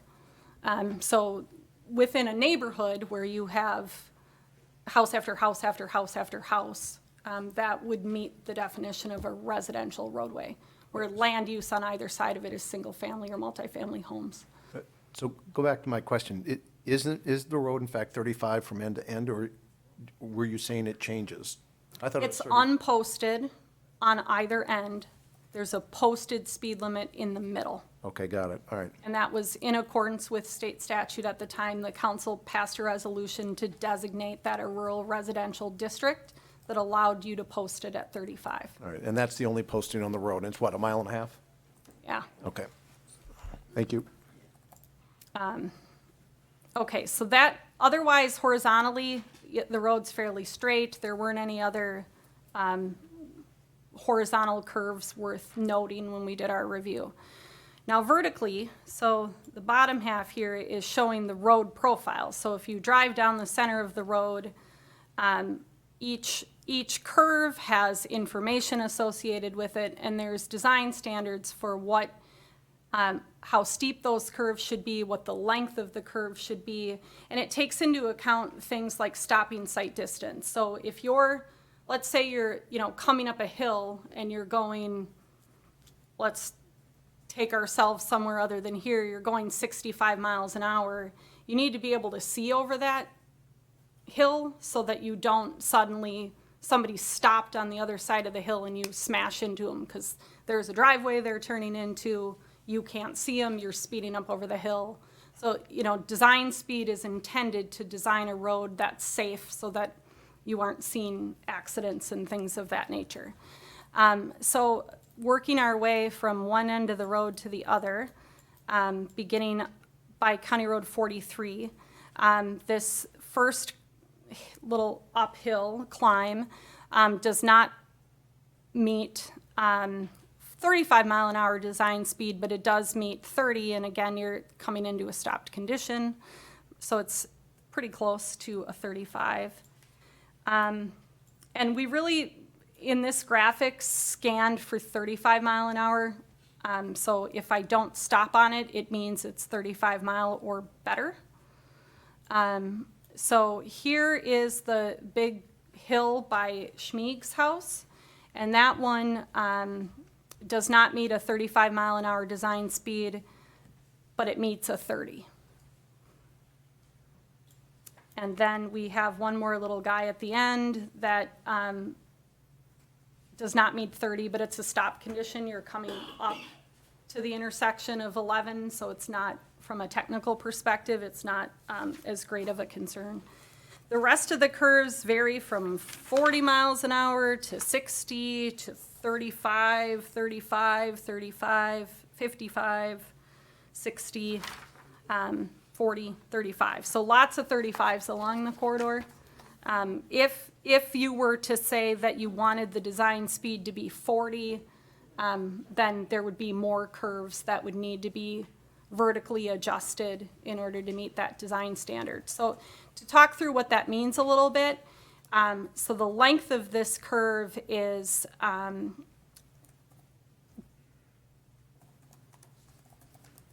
250. I can't read that small. But the curve as it exists today is 250. In order to be 35 miles an hour, it would need to be 275. So what that means is we would need to drop the road down a little bit and lengthen the curve. So you'd be lowering the center of the road in order to achieve that 35 mile an hour curve. So as it stands the way preliminary design was authorized, we were directed to match the existing conditions. If the council wanted us to start taking a look at shifts in alignment horizontally or vertically from a design speed perspective, that would be something you would want to do as we move into final design. So you wouldn't want us to go through all of final design and do a bunch of engineering work, and then when we present final plans say, oh, hey, we need to make that curve a 35 mile an hour curve. That now would be the appropriate time to make that transition in the project if that was something that the council was interested in doing. And we can come back to that. Okay, so the next thing we're going to talk about is the trail. So the council authorized us to look at adding a trail on the north side of the road. And as you recall, when we talked about it, there was a lot of questions. Well, what does it mean? What's it going to cost? Are we going to need a bridge? How are we going to fit this along certain parts of the road? Will we need a wall, tree impacts, things of that nature? So the first thing we did was work with the consultant to come up with a couple of different alternatives for how that trail could be added, given what the recommendation was relative to the road itself. So leaving the road in its existing horizontal location and then adding a trail on the north side with a little bitty ditch in between was one of the alternatives they looked at. They also looked at, so this was creating some red flags in terms of how things were tying into the existing neighbors to the north and land to the north. So the consultant ran an option where you put some curb and gutter in and then really drop the trail down below the road. When you drive that corridor along the north side, there's a lot of areas where the slope slopes away from the road. So they were trying to kind of capture what was happening out there. Then they also looked at, because then it was starting, when you look at that alternative, it was starting to push the trail in certain areas outside of the roadway easement. So the existing gravel road isn't necessarily centered exactly in the existing roadway easement. You can picture how that would happen over time when you're dealing with a gravel road. It isn't fixed the same way a road with curb and gutter might be. So under that alternative 2, we were starting to see that the trail was really starting to skirt onto private property in a couple of sections. So they ran an option where they moved the trail right up next to the curb. So like we have on Smithtown Road, it's actually a sidewalk, but it's the same concept where you have curb with the trail right next to the road. This option minimizes the impacts to the adjacent property owners, but it has the highest cost because you're running curb and gutter along the whole length of the project. And then you would also need to introduce stormwater treatment. So one of the important factors for us to look at with the trail is what permit requirements would be triggered by constructing the trail. And under watershed district rules, if the trail drains to a green area that's half the width of the trail is exempt from needing treatment. So if this trail, half the width of it is draining into this green area, we wouldn't suddenly be obligated to construct stormwater ponds and storm sewer and whatnot to treat the impervious surface from the trail. In the case of this alternative, we would have had to.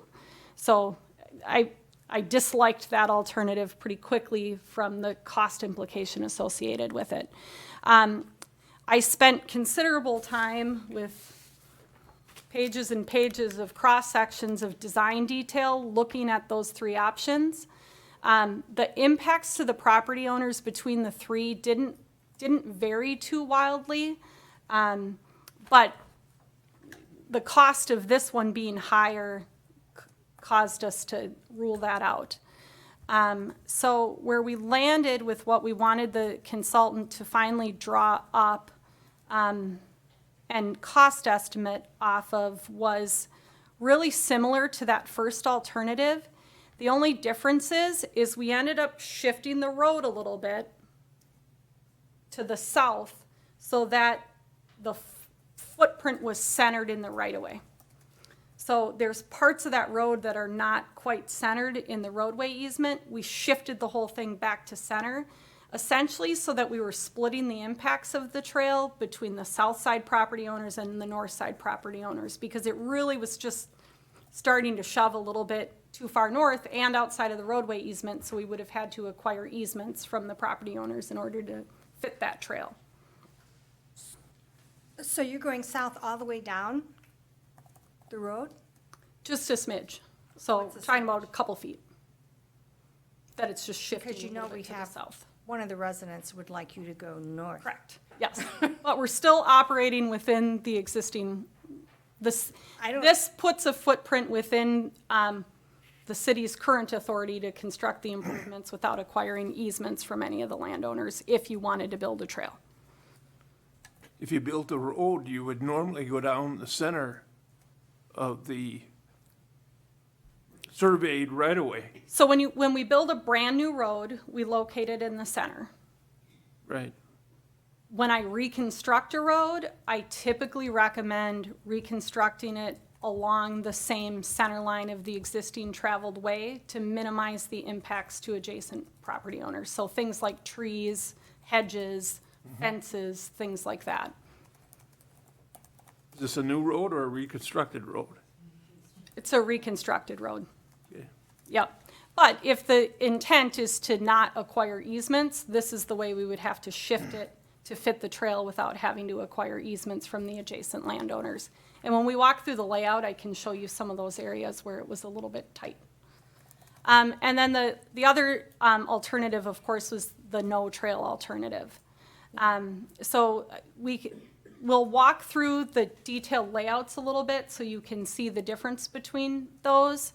But I am just going to touch on a couple of things before we go into that detail so you kind of have some background in your head before we get there.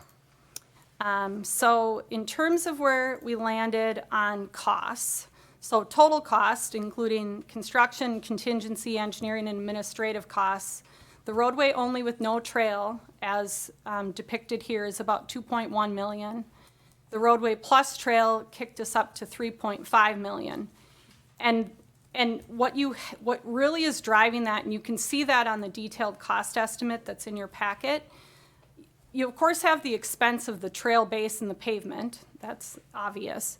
But in order to fit that trail in and match it in with existing conditions and not start impacting outside of the city's roadway easement, you have to look at constructing some retaining walls in some areas. And there's just additional grading because you're working outside of just the existing roadway footprint. So I'll highlight that as we walk through the details of the two layouts where they're different. I'll note that the 2020 CIP included $2.482 million for this project. So you can see here the difference. These are the two detailed cost estimates, and we've got ditch grading for $95,000 that we wouldn't have to do in that alternative 4 where we're just matching the road that's there. And then we have potentially $460,000 worth of retaining walls. That number might be able to be reduced if the landowners adjacent to some of these areas would be willing to grant temporary grading easements and let us grade beyond the right-of-way line. So into farmland or into their front yard, depending on where we're talking about along the corridor, there might be an opportunity to reduce that. This is the cost of the trail and itself, and then this is additional grading that would need to happen in order to, the trail has to it can't just be floating in thin air, so you would need to do some grading associated with it. I do want to note, as the question seemed to be raised today from one of the property owners, or it might have been from the Hunt Club, under the city's assessment policy, trails such as a trail along Marsh Lake Road is not assessed. So those, under the city's assessment policy, the trail is not assessed. That would need to be funded by the city through the general tax levy. Under the city's adopted assessment policy, a portion of the street and storm sewer costs would be assessed under the city's adopted policy. If we move forward to final design, or when we move forward to final design, so we actually know the scope of what we're building, we'll end up running the project through the city's policy, and then we'll be coming back to the council for direction on what to do relative to the city's assessment policy. So you're not making any decisions about that yet. We wouldn't be prepared to present you information. What I would like to note is that we've been reconstructing or rehabilitating streets since 2003, and every single project has included some number of assessment to the adjacent property owners. I can tell you that every single project, the neighbors had a reason why they shouldn't be assessed and why their project was different. That I can say with pretty good consistency, and the advice that we have always given the council along the way is our advice is to try to treat everybody fair and equitably. And so that'll be the lens through which you'll be asked to take a look at whatever assessment calculations we might come back with. This corridor is unique from the other ones because we have these large tracts of undeveloped land. I had mentioned at a previous meeting that I would anticipate we would be going through the special benefit analysis process like we did for Steiger Lake Lane to help sort out what the assessments amount should be relative to state statute pertaining to special assessments. So if we move ahead, we'll have a whole meeting just on assessments alone. We'll have a whole meeting with the neighbors on assessments alone. That'll be a whole piece to come. But the council, certainly it's the council's decision how you would address or implement your policy on that. So did want to just note that there briefly. Okay, so we're going to look at the layout review with no trail. We're going to look at the layout review with a trail. And I just wanted to highlight some things for council discussion that will come after we take a look at those two different layouts. The big question is trail or no trail. So again, you don't want to change your mind on whether you're building a trail or not once you're in final design. Once you start spending the expensive engineering dollars to produce detailed plans and specifications for bidding purposes, you really want to know what you're building. Otherwise, you're going to end up doing a lot of re-engineering, which we've already spent plenty of money on engineering on this project. I'd like to see us try to minimize what we spend there going forward. But the trail or no trail decision also sort of spills into some of these other things. So the council's gotten some feedback from property owners, so I just wanted to highlight some of the things that have been raised to the council as possible scope modifications. So vertical and horizontal alignment, we do have a property owner who's requested that the horizontal alignment be shifted, which we'll highlight when we walk through the layouts. There also was a little bit concern expressed, or at least questions asked relative to those vertical curves. So should any of those vertical curves be modified from a 30-mile-an-hour design speed to a 35-mile-an-hour design speed? I don't think anybody in the residents' realm were advocating for a higher design speed than that. A question was raised about whether berms could be constructed along the road. Council would need to, if that's something the council's interested in, I would need some direction about who are we screening, how big of berms, what sort of criteria am I evaluating the berms on? Would those take the place of the retaining walls or in addition to the retaining? Berms are tough because it really depends on the existing conditions adjacent to the property. So if you've got a road that's going this way and a big giant retaining wall down to somebody's farmland, in order to build a berm, you'd have to go way up and then have an even bigger retaining wall on the backside of the berm. But in other areas where the road might be draining, the yards might be draining down to the road, then you could potentially fit a berm in there.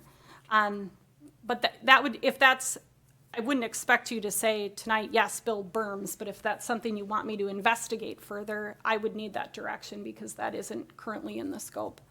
Why, what do we want berms for?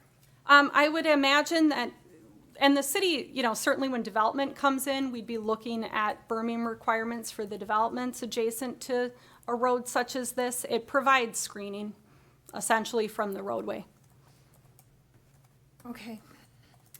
So like the berms along County Road 11, you know, those big, I those know. big berms. Well, yeah, but that's for those, it's to hide the developments and protect the noise. Correct. Is that what it is for the Yep. noise? Yep, and visual separation between the two. And the developers paid for it. Correct. Yep. So is this just for the new development? It was a question raised in an email to the council, is whether berms were included in the project or not. And they aren't currently, but could be, should the council want to explore that further. Okay. The next one was streetlights. So this is a noteworthy topic. We've added trails in a couple of different locations. The most recent was along 78th and Cochia. We did end up adding some streetlights along that trail in order to light the trail. That was occurring in conjunction with the Whispering Hills development, so there wasn't anybody living there yet. So, you know, you're putting lights in so that when people move in, they're used to the lights. Adding streetlights after the fact can be challenging when, you know, you have existing homes in an area that are used to having it be dark, and then you come in and start putting streetlights. Streetlights are not currently in the scope. That is something that the city council could direct us to take a look at. To me, the first question is trail or no trail. My kind of quick answer is that the only place, and I need to talk with the Park and Rec director about it, but the place for streetlights that comes to my mind would be at locations where future roads tie in.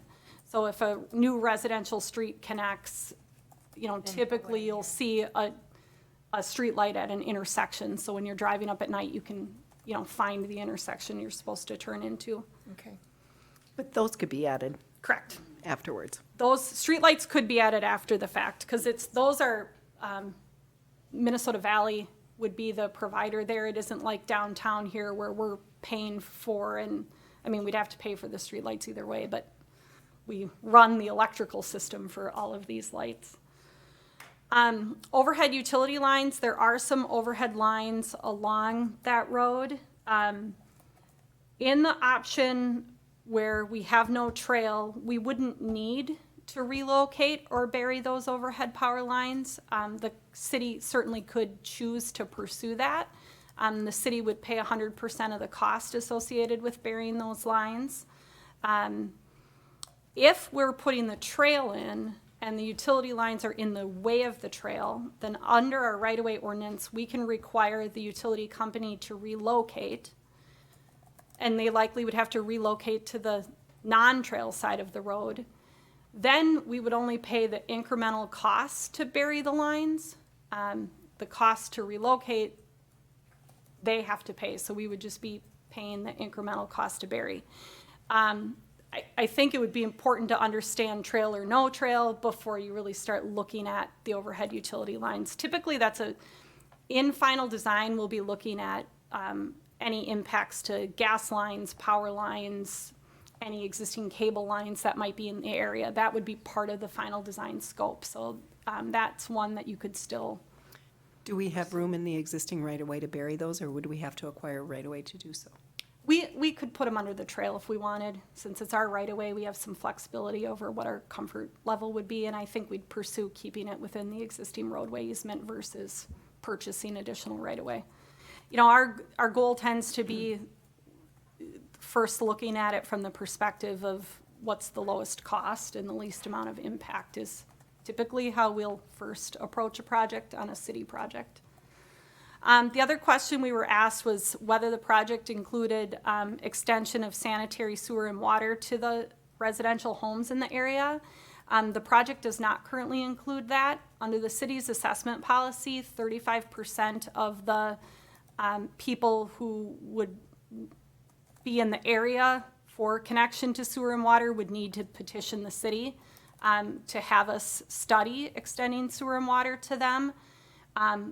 Under the assessment policy, the property owner pays 100% of the cost of that extension. So, you know, this isn't a trunk line extension, this would just be a lateral water line extension to the homes. I think realistically, just given what I know about how far away sewer and water is currently from the existing homes, it's probably premature to pursue that. If I'm them, I would want to maybe look at it once the pipes are a little closer.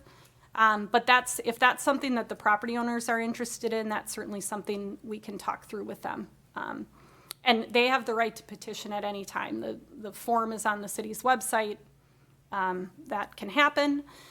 We were also asked about high-speed internet, and I would just note that the city does not provide internet services, so that's all privately operated and extended, so the property owners would want to reach out to the internet providers, and I did share information with the residents that asked me about it, about who those providers are. So those are the things to kind of have in your background as we walk through the different layouts. And I will start with the trail layout first, I think. So, big giant file that hopefully will load. So first of all, just to orient yourself what you're seeing, this yellow is the road with the shoulder on either side of the road. The pink is the trail, and these dashed blue lines are what I would refer to as preliminary grading limit lines. Now this is just generated off of a standard typical section and match point thrown into a software program. When we get into final design, we'll start tweaking what those match points are to minimize the impacts on adjacent property owners. So you shouldn't perceive that as being for sure how far we're gonna have to grade outside of the roadway easement in order to do the work. These little yellow lines are the 66-foot wide roadway easement. Is that grading with the trail or without the trail? So this option you're looking at right now is with the trail. Okay. So this is not gonna come as any surprise to anyone, but here's the pool. The trail does not fit adjacent to the pool. So, and we'll come back to this area once we jump over to the other alignment, but if we're gonna look at putting a trail past the Lakeside Drive entrance all the way up to 43, we for sure can't fit it. We would have to move the road over in order to fit the trail. How far? We'd have to decide how far we'd want to be. I mean, that's a design decision, so we'd take a look at what the design speed is coming around the corner, and then what we think is an appropriate setback from the pool. So that we'd be working with the planning department to see what they might recommend for how we should shift that over. So then we get into this section. So this is the Lakeside Estates neighborhood. There's two cul-de-sacs that don't come through. There's landscaping already planted along the road right-of-way and a wetland down here. If we're putting in a trail in, we're for sure gonna need to construct a retaining wall through this section because we don't wanna rip out trees that were just planted and we don't wanna impact a wetland in order to fit a trail in. So this wall is included in the cost calculation and is something that I would see not being able to be eliminated. And then, again, we're just still following the existing footprint. So just to orient everybody, this is the Leitner property, and this is Jeremy Rock's house. This is Jeremy Rock's undeveloped land, I guess I'm gonna refer to it, that he purchased, but they live in this house.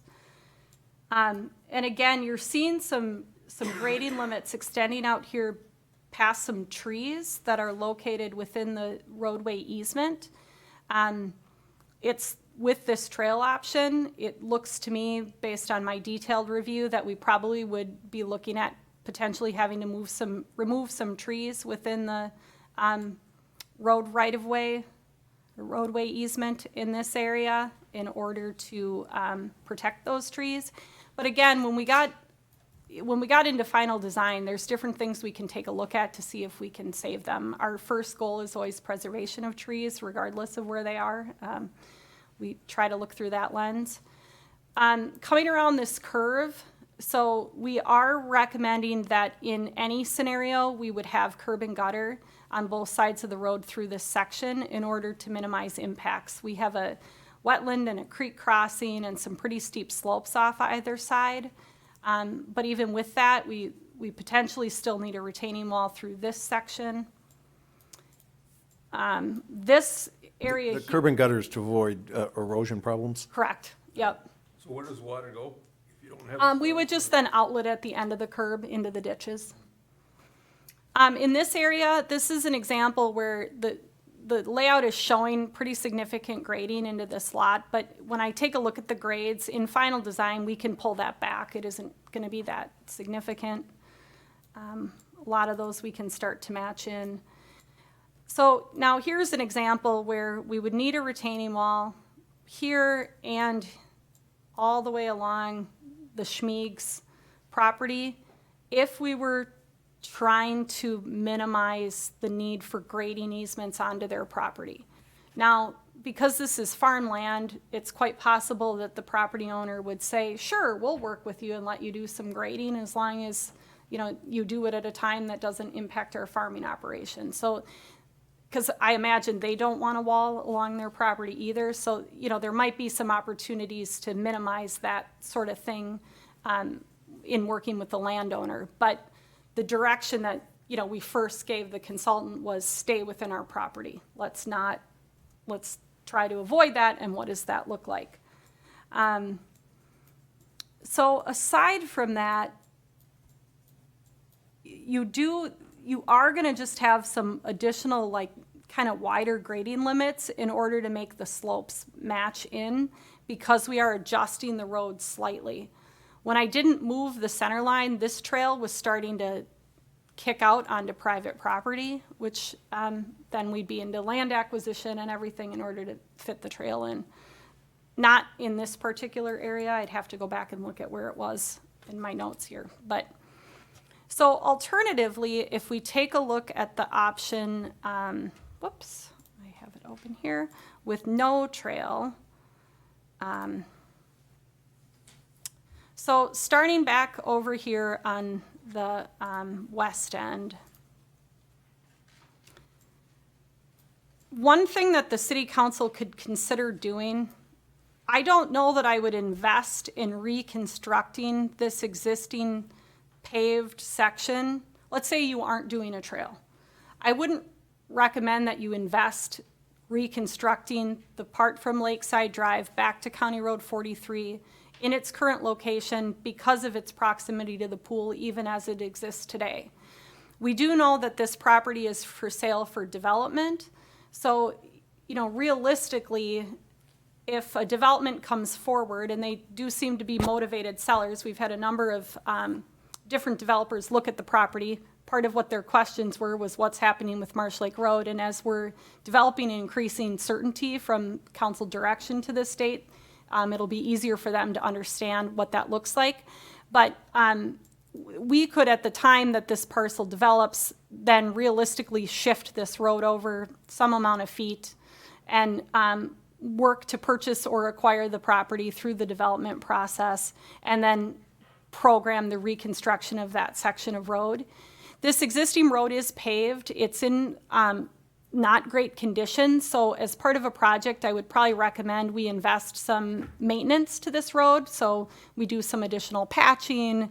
You know, we take a look at that a little bit more closely if that was the direction the council was going. But to me, you know, if this was never going to develop, then I think you maybe would want to look at it a little bit differently. But because it's for sale and people have come a-calling about it, you maybe would want to limit the project's end point to be that tying into that existing pavement, and then we figure out how to get it shifted over with or without a trail at some greater point in time. So as you run along the rest of this corridor, and if you put them side by side or had the pleasure, so what I get to look at is cross sections every 50 and 100 feet of what those tie-in points look like. We can really match the existing slopes that are out there and pull these blue grading lines really up close to the road by just tying into the slopes that are there to really make sure that we aren't impacting any trees or impacting any private property improvements that might exist in that area. So even in this area where we had a pretty significant retaining wall, we can just tie into the slope that's there. So the slope that's there is steep today. It'll remain steep, but certainly we could minimize costs by doing that. As we get over by Jeremy's property again, this blue line starts to kick out past these trees, but when I looked at it in detail, it looks to me like we can pull the grading in and not impact any of those trees that are in the roadway easement. We won't know for certain until we get to detailed final design, but whether we have to extend the curb out a little bit further would be something we could consider. So all of these really blue lines, like here, you're seeing blue kick out of the roadway easement, and I do think that we can match at the easement line and not impact what would be private landscaping and whatnot outside of the road edge. Driveways would end up tying in, pretty significant, consistently with how they are today. This driveway actually is a little bit of a challenge with the trail. I haven't quite figured out how we do that because you've got the trail there and their driveway's kind of coming uphill. But that would be a design detail that we'd work through. Same thing with this here. The slopes are steep off the sides of this road, so we'd be just looking to tie them in as close as possible to the existing edge. So then we're really, minimizing the impacts along there. And so when you do that, you end up reducing the costs. So if you go back to what the costs are between the options, that's why you're seeing such a significant difference in cost between the two, because you're really just matching what's there. To be clear, that 3.5 doesn't include acquisition of the right-of-way though either, does it? Or temp grading per your. Correct. So So it doesn't ballpark? deal with the west end realignment. Right. I mean, do you have a ballpark? Is it $500,000 for right-of-way acquisition? I mean, it's 200,000? From the meat cutters property, that Well, would be the for only the place entire we would road. need it. That's the only place we'd need it? If the council authorized shifting the alignment. The rest we figured out we can fit within the current roadway easement. We just would need to possibly pursue some temporary grading easements from property owners. Historically, we haven't paid for temporary grading easements. Got it. So it's 3.5 million plus. And 500,000 for the meat cutters, the shifting the road. Would we somehow try to work that into, passing that on to the property? I mean, would the city have any recourse on recovering the cost of that shift? You're saying don't shift it until it develops, though. yeah, Right, but but I think you'd have to fund the road improvement. I think you'd have a pretty tough case to say that they have to not only accommodate your additional right-of-way, but they also have to build the new road when they have a perfectly good road Yeah. already Not there. perfectly To, good, but yeah. I want to be clear. I threw out 500,000. I have no idea if that's anywhere near. Okay.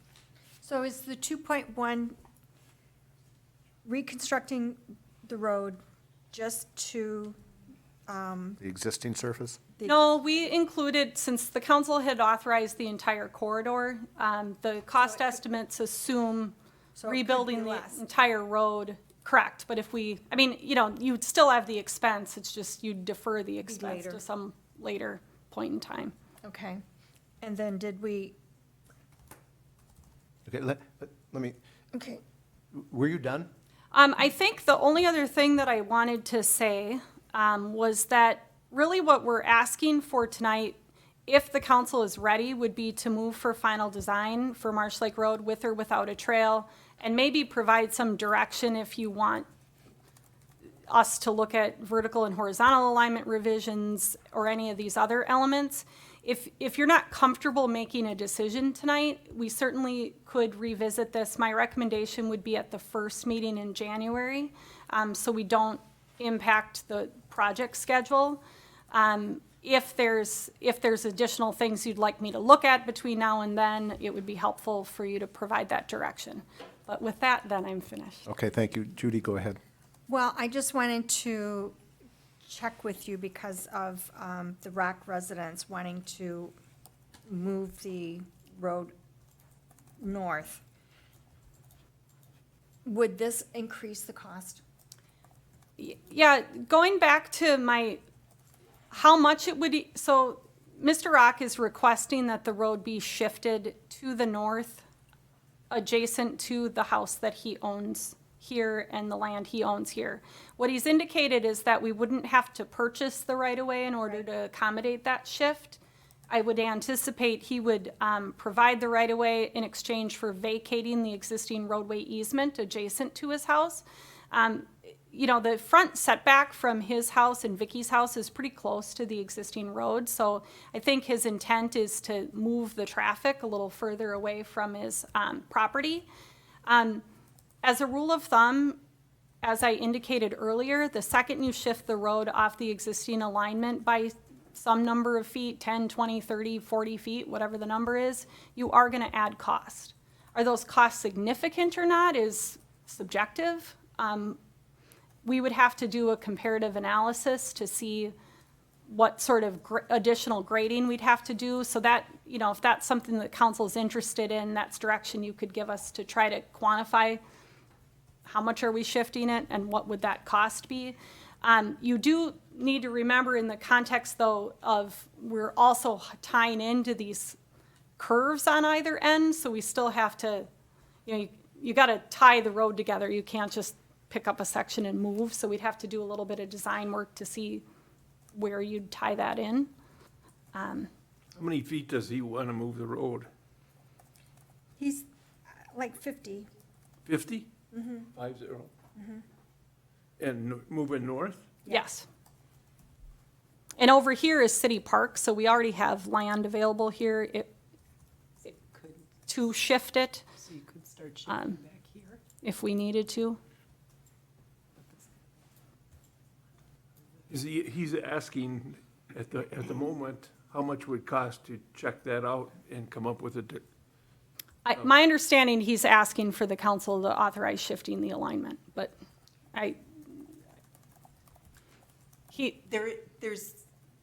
We would be doing it as a favor to him because he wants more space. Am I Well, understanding that? That's what he's asking. And I did mention that to him, and he seems to think that it's a safety issue as well, so I don't know, he had Cub Scout meeting tonight, so he couldn't be at two places at once. And I did ask him, I said, if you wanted to do this and it did cost extra, would you be willing to cover that? Because the residents on the rest of the road aren't gonna wanna pay for that. I don't think. They're all shaking their heads no. What did he say? I asked him if, basically I said, that from what I understood, there were additional costs to gain geotechnical data, et cetera, besides just moving dirt. Each city area has different soil conditions that would affect the outcome of the construction, so thus affecting the cost. And I said, I will see if Kara can give us a ballpark number if there would be additional costs to move the road and how much she would anticipate them to be. And then he had said he had talked to some road builders, and I asked if he had numbers from the road builders. And are you willing to be assessed for the additional costs to move the road for you if there are any? The road design and its current alignment is within the 30 to 35 mile design standards. So it looks like at this point, moving the alignment would only be a benefit to you. And I said, that's a hard sell, to the city and the other residents of Marsh Lake Road, so any additional info on your part would be helpful.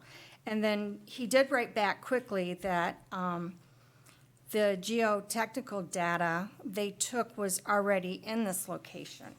So I don't know if if we have that or not. And the roadway is 66 feet wide now. The area to the side by 50 feet is effectively in the same location as the current geotechnical data they took. There's no difference.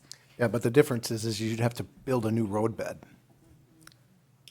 Now, we would be rebuilding the roadbed in its current configuration, but it's really, picture if you pick it up and you move it 50 feet, well, the area that you've now vacated of a road needs to be graded to tie into the new road, and it needs to be restored with some sort of surface. So do those costs end up being significant? I wouldn't be comfortable throwing out a number without doing some estimate. The only thing I can tell you is that it would be added.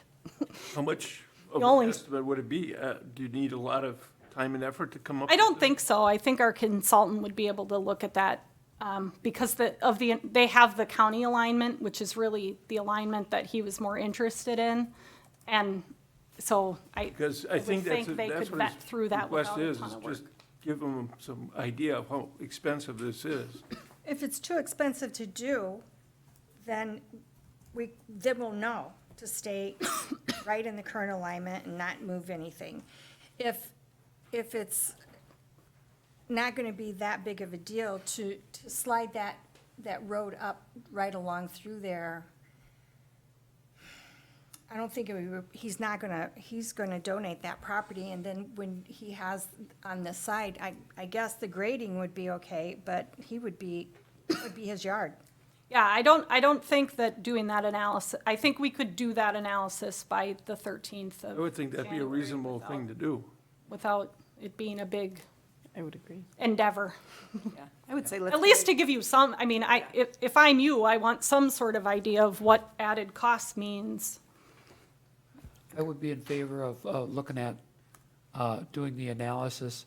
Also, a little bit of consideration that if we were to start to shift it, we would soften that one curve, which is rated at a 35-mile-an-hour curve. Is that Right here. correct? Yeah. Yeah, we could soften that one a little bit. Does that make sense? And when you're reconstructing these roads to a 9-ton road, weren't we bringing in 2 feet of sand?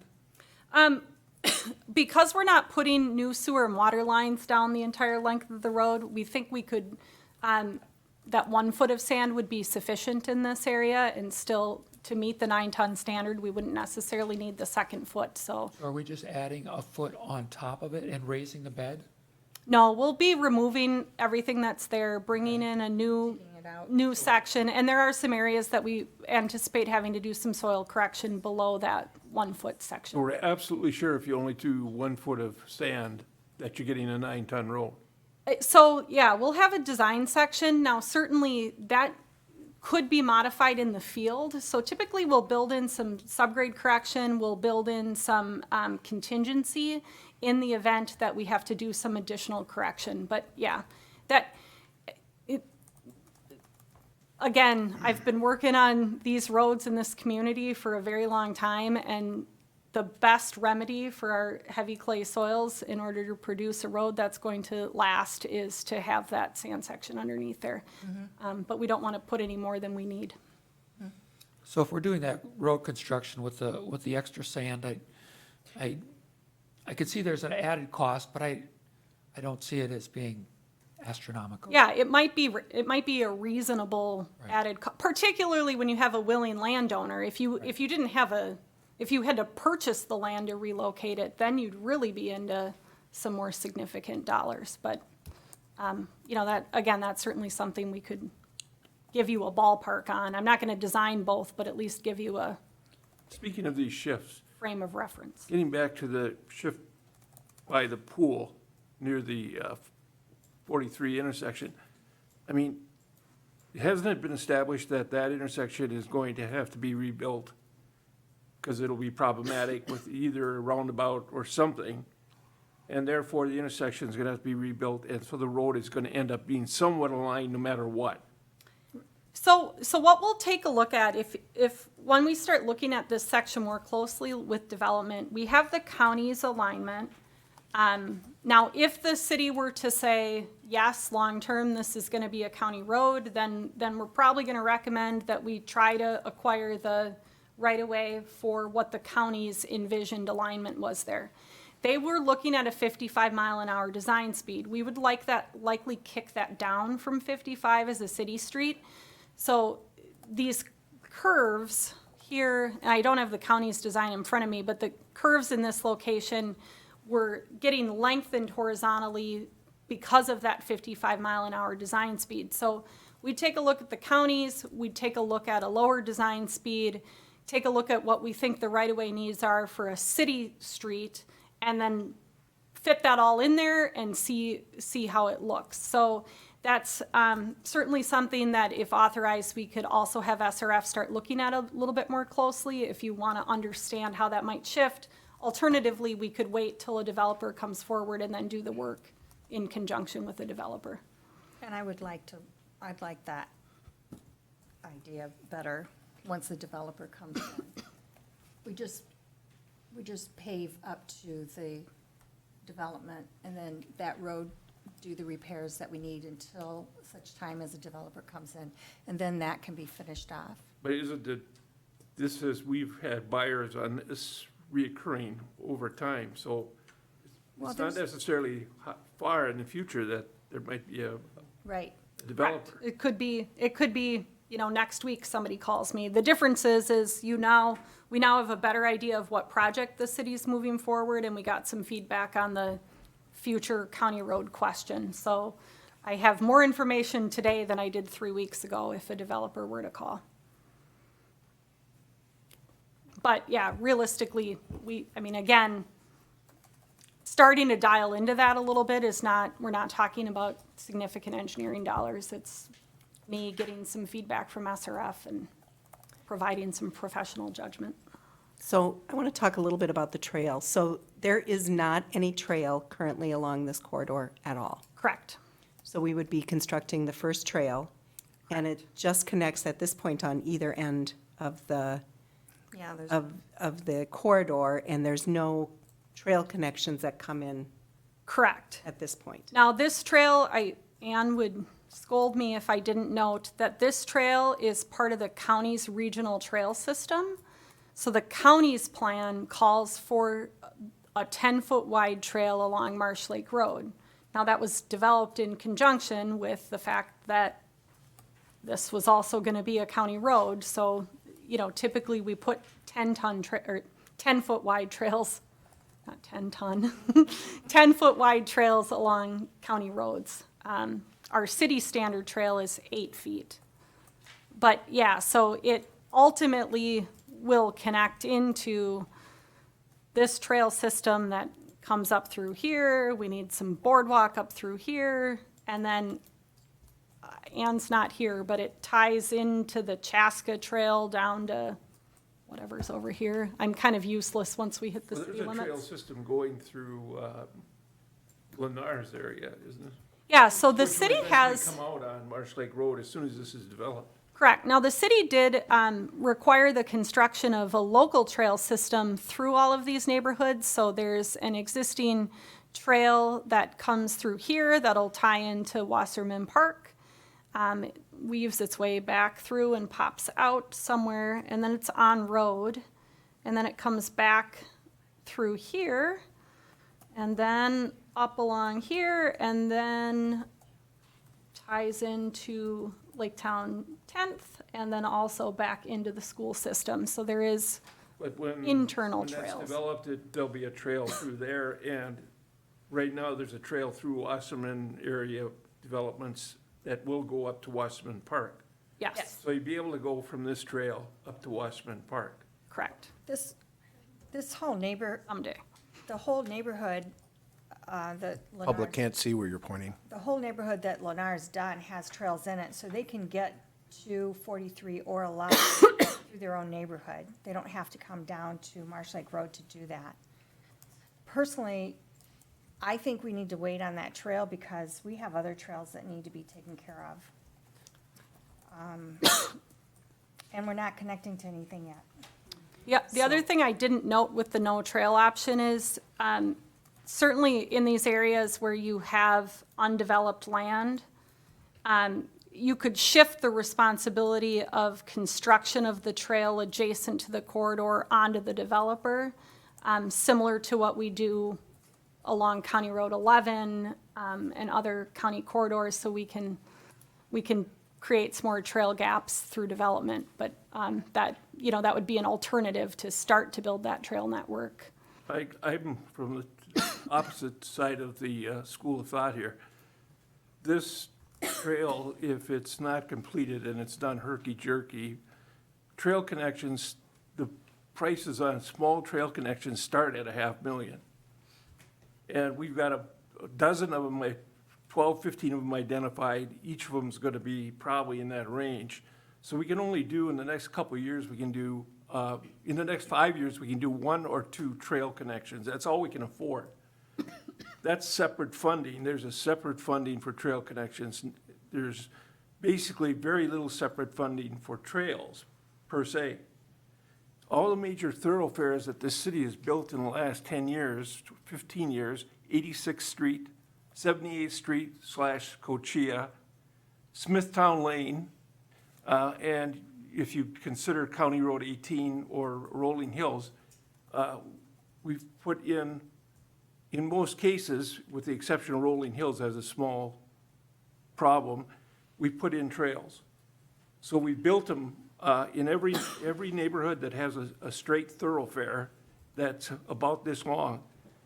86th Street, 78th Street, Smithtown Lane, they're all about this long. They all have trails that were put in when the street was done.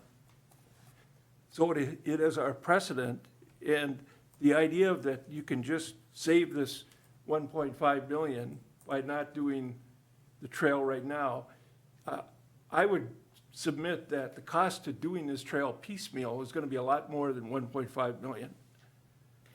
Plus, it's going to come very erratically and very, it'll be almost useless until it's completely done. So I'm not in favor of skipping the trail. I think it's an investment that we have to do, and we have a precedent for doing it. We'll drive down, if you want, we'll drive down all the streets in this town that we've built with trails on them. So, I'm in favor of doing a trail as well. I think that we don't want to exacerbate a problem that we already have in the city by not doing a trail, and it will always be more expensive to come back and do it again. I'd say it's twice as expensive.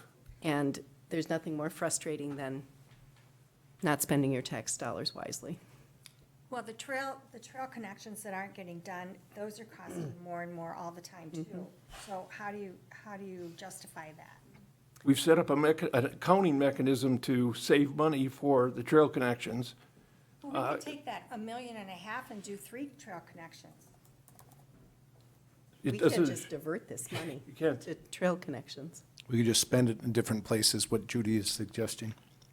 Yeah, I should note that the budget only includes 2.5 million, so you would need an additional million from somewhere else in the budget So for the trail. That's a capital budget, though. It's not, is there 2.5 million sitting in some account somewhere? No. No, So it's she's proposing a bond for the Right, project. so it's a plan. It's not a budget that's hard-coded. So I've been sitting here listening to this discussion. I think we need to step back for a second and remember what the objective here was. When this council unanimously voted to keep it a city road, the discussions all at that time was, I think there's 2 key points that I think is worth repeating now. Number one is this is a temporary road in the sense that eventually it will become a county road. 20, 30 years, at some point in the future, it'll become a county road. Therefore, if we start putting in, we did agree on a 9-ton road, but if we start putting in all of these additional things, we put in the trail, That stuff is probably, for the most part, going to be ripped out in 20 years. The other thing, too, is we talked about, at least I talked about, where as development goes south out of Victoria and properties connect up to Marsh Lake Road, at that time, we can always direct staff to enter into negotiations with developers to acquire additional right-of-way to provide room for future road, because the road will have to be improved at some point. The same thing goes for the south side, where it's Lake Township. As the annexation occurs, we can negotiate additional right-of-way at that point, where we're not trying to force the acquisition, but we can pick it up. And I cite as an example, just west of Jeremy Rock's property, we've already got a berm built, and there's been no formal road design. Don't we have a berm and a part of that? If you'd point that out on the map. So this has already been done without a road design. And we, last Monday, this council voted not to complete that road design. So the point I'm getting to is I don't think we should put the trail in. I don't think we should do the berm, the lights, or anything else, simply because of the cost. And this road was designed to get us to the point where 20 years from now we can either improve it because the growth will require it. At that time, it could be sanitary sewer, it could be by that time, we may also have a lot more of the land acquired. And I want to minimize the cost here. I simply want to, if I could convince this council to do it, I don't even want to do a 9-ton road. This road's been driven on for 50 years. I just want to pave it where it exists right now. I'm also concerned that if we acquiesce and spend the taxpayers' money because one resident asked to have the road moved, what are we going to tell the residents on the west end when they come in and say, well, I want you to look at this too? That doesn't make a lot of sense here. That road was there when they bought the house. I think what we ought to do is minimize the costs here wherever possible, pave the road and be done with it, knowing full well that in 20 years this is all going to be redone, or 20 or 25 years. At least at that point, they'll have a better sense for growth, development, and need, because there's still debate and argument as to whether or not the traffic flow is going to warrant a county road at that time. And as part of this process, I think last Monday, I think we actually ought to, if in fact we keep it a city road and we've got the comp plan that goes out 20 years, and we're going to build some sort of a road at least for 20 years, we should actually go back and revisit the fact that we voted not to change the comp plan, and I actually voted for that. And in retrospect, I think we need to change it. I think we need to tell the county that, no, we're going to keep this a city road, at least for in this comp plan, which is 20 years. We're not going to change that. We've already decided that. So I disagree. I think we need to minimize the actual costs here. And to Councilmember Black's comments, the $1.5 million, give or take, that would be put into putting a trail on just this road, based on the budget discussion earlier tonight from Trish. I can't remember the figures exactly, but I think the first 3 priorities that came out of the Park and Rec, which admittedly this council hasn't decided on yet, but if you took, I think the total cost of all of those, as I did a quick addition in my head, was like a little over $1 million. So we're talking about $1.5 million for a trail here that we're going to rip out in 20 years, or we can spend a little bit less money and actually make 3 trail connections where they need to be made already. So, council comments? Mr. Gregory? Thank you. I tend to agree with Councilmember Vogt and Councilmember McMillan that building a trail now is probably cheaper than trying to piecemeal it in later. However, last week, I think the county made it pretty clear they still want to keep their foot in the door as keeping this in their Comp 2040 plan as a county road. So they haven't given up on it, and we did direct staff to talk to them. So we're kind of going on a little bit of a dual track mode here. And I would like to hear them out to see what their thoughts are as far as making this into a county road at some point in the future. I did agree to a 9-ton road because I think this road will be here for a significant amount of time. And the notion of, and I agree with the mayor, if we were to spend all this money to put this trail in, build all of these retaining walls, there is a good chance that at some point the county would want to reconstruct this and build their county road system. At that point, all of that would be ripped out. So I'm a little bit torn, but I would like to hear the county out a little bit and see what they are proposing as far as keeping their foot in the door as making this into a county road. But as of tonight, if we had to make a decision, I would go without a trail. All right, so who's going to pay the cost of that we're going to spend because of Jeremy Rock's request? Do you think the taxpayers, let's focus on that one issue right now. Should the taxpayers pay for that? And doesn't it set a dangerous precedent for other homeowners when they don't like the alignment of a road someplace? I think he's asking, Mr. Mayor, he's asking us to ballpark the cost that would be and then pursue discussion after that. Right, that's what he's asking, but there's cost associated with that. So are we willing to bear that, shift that cost to the taxpayer? The And then what cost do we- to just to find the answer, is that? Correct. And then we don't, I mean, was it 50 grand, 100 grand, 2,000, 200,000? We don't know how much it would cost to move the road and actually put the road bed up there. My point is, do we actually do that for a single resident that asks to have it moved, right? If what's to say the people in the West End aren't going to come back and say, well, I want you to move it here. What's it going to cost to move it here too, right? So I just think we open up a dangerous precedent that every time we get another request, are we going to go ahead and tell that resident then, okay, we'll go spend money and look at that request too? At some point, we have to make a decision here. I asked before the meeting tonight, we've spent, the city that is, between SRF and Focus Engineering, this has been going on since 2016. I know just after I was sworn in, I can't remember if it was January or February of 17, I was presented with a plan for the West End, the meat cutters property, that showed the road completely redone, which would have solved all of the problems on the west end of the road that we're dealing with here tonight, and this whole question about Marsh Lake Road. Why that development was allowed to go in as it was built, I can only think that this was, everybody had said, yeah, we're going to move this road, but that never occurred. It makes me wonder how I was able to, I was actually provided diagrams that showed the road moved with a whole new development in there on that Marsh Lake Road property, almost if it was a done deal. Well, it wasn't a done deal. So, and that was 3 years ago. We've had all sorts of people look at the Marsh Lake property. We don't know what's going to happen down there. I'm just opposed to putting any more money into Marsh Lake Road beyond what's required to pave it and get it so that we can use it for, or and the public can use it for 20 years. If you want a 9-ton road and it's not going to cost that much, that's the estimate, fine, I can agree to that. But I think the trail and any other adjustments is just added cost that we throw away in 20 years.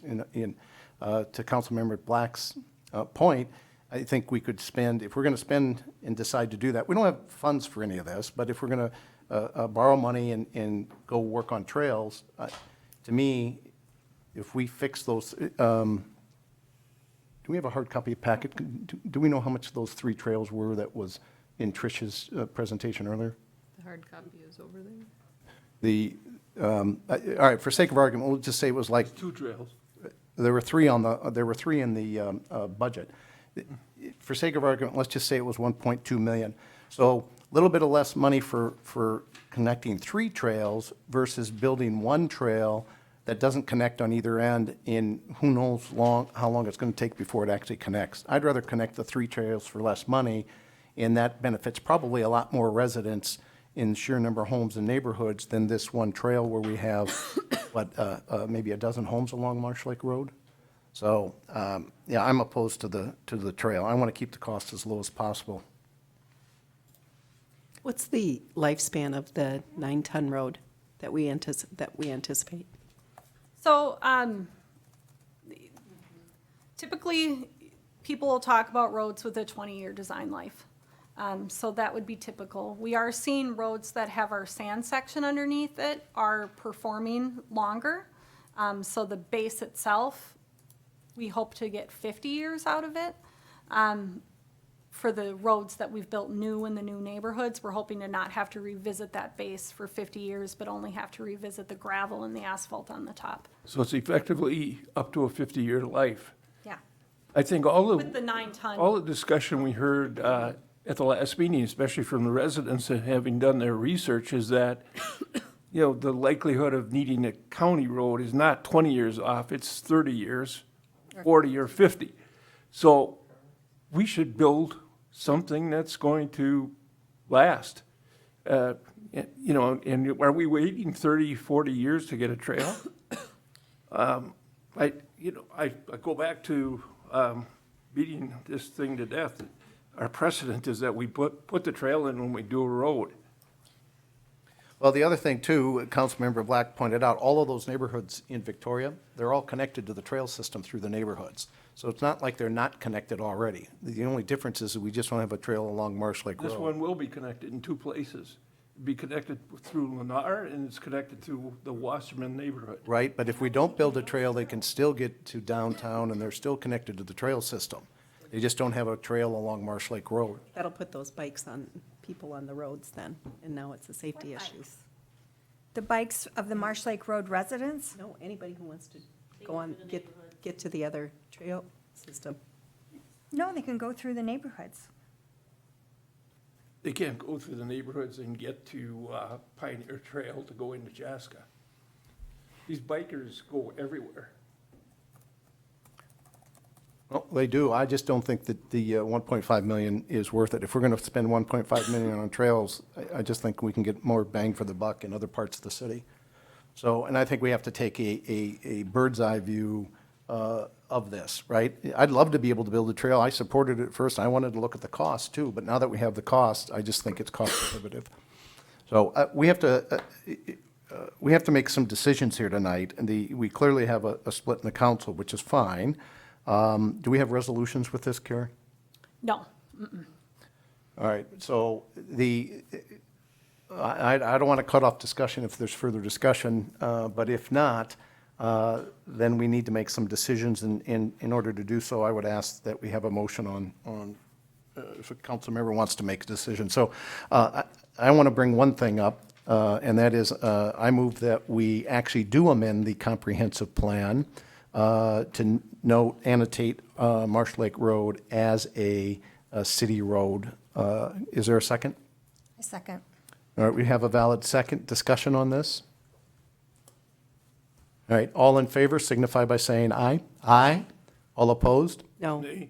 All right, so that motion now carries 3-4, 2 Three. against. 3, 2. 3. Right, 3-4, 2 against. Oh. So, Not the number 4? yeah. So the motion does carry. We are going to modify the comprehensive plan to annotate Marsh Lake Road as a city road. Would another council member like to make another motion related to this? Did you want to do that? do you want a motion to authorize final design for Marsh Lake Road? I make a motion to authorize final design for Marsh Lake Road with a trail. Is there a second, please? I'll second that motion. Discussion. The council, is any further discussion? Marsh Lake Road? Question, Kara. We've got $500,000 in retaining walls here. Yeah. That's a big number, and you mentioned that we may not need hardly any of those. I don't know, maybe half, Okay. but it really depends on the landowners, so I don't want to presuppose. The landowners are just seeing the alignment Right. for the first time, so we haven't had any conversation about that. I had a question Go ahead. about that. With those retaining walls, is that going to affect the farm equipment? Yeah, certainly, if we were moving forward with the trail, we'd want to spend some time with the landowners in all of those areas. And that would be typical as part of a final design process. We would meet with the adjacent landowners and take a look at if they're willing to let us grade. We'd have to show them how much we'd need to grade to avoid the walls. Our goal, of course, would be to minimize walls at all costs because they're expensive and somebody's got to maintain them. So the first goal is to not have them, but sometimes they're unavoidable. Further discussion? Okay, so we have a valid motion for authorizing final design for Marsh Lake Road with a trail. Is that correct, Deb? Yes. All in favor signify by saying aye. Aye. Aye. All opposed signify by saying nay. Nay. No. Motion does not carry. It fails 3-2. I move that we've authorized final design for Marsh Lake Road as a 9-ton road without a trail. Is there a second? Second? Discussion? Hearing no further discussion, all in favor signify by saying aye. Aye. Aye. All opposed? No. Nay. Motion carries 3-2. Cindy, do you have that? Okay, Kara, is there other issues or related to Marsh Lake Road that we need to discuss? Based on the motion, so just so there's clarity on my mind, we would be proceeding with final design as it was presented here tonight. If the council wishes to direct us to add any additional scope from these items listed here, like alignment revisions, I'd be looking for specific direction for that if there's something the council wants us to look at. So, council, is there anything that anybody wants to make a motion or add any additional guidance to One Kara? question. Kara, how much would it cost to get an estimate to realign the road by Jeremy Rock's place? I don't think a lot of money. I mean, I don't, we're talking about a couple hours of, Okay. a handful of hours from SRF, an hour or two of my time to review that work, so. So let me I want a point of clarity. Only a few hours to be able to give the council an estimate on what it would cost to act, assuming they agreed to realign the road. Okay, so it's only a few hours then? No, All yeah, right, and that's that's a little bit information I different. certainly would anticipate being able to bring back at the next council meeting that you then could provide direction on Whether to. early in the final design process where it wouldn't, Okay, result so in wasted. based on previous discussion, and council jump in if I'm wrong, 4 of you supported, and if it's only a few hours, I'll support it too. And so without objection from the council, go ahead and get an estimate on the cost to move the road north as requested by Jeremy Rock. And you said that's only a few hours, right? Correct. So the costs are, all right, one other thing just popped in my head that I think we have to do here in the council, we need a vote on it.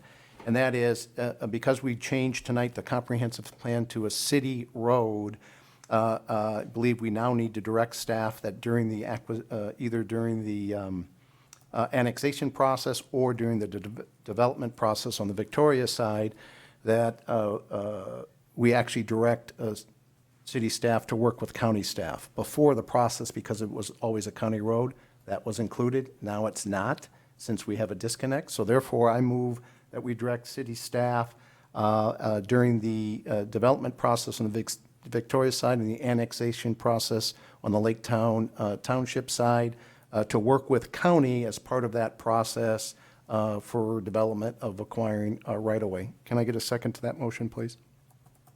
Second. Discussion. The reason I made that motion is because before it was automatic, as long as the council kept the plan to say it was a county road. The fact that we changed that to a city road tonight, we need this motion in order to direct staff to still continue discussions with the county as we do the acquisition, hence the motion. So that was why I made the motion. Council, any further discussion on that motion? Hearing none, all in favor signify by saying aye. Aye. All opposed? Okay, that motion carried unanimously. Cindy, did you get that? Kara, is there any other guidance then? Anything else you need from the council?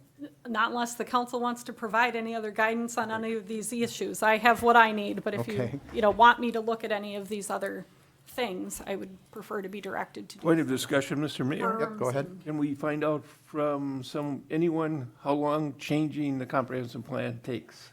Yeah, absolutely. There's a process you'll have to go to the Met Council and undergo a certain Yeah. process.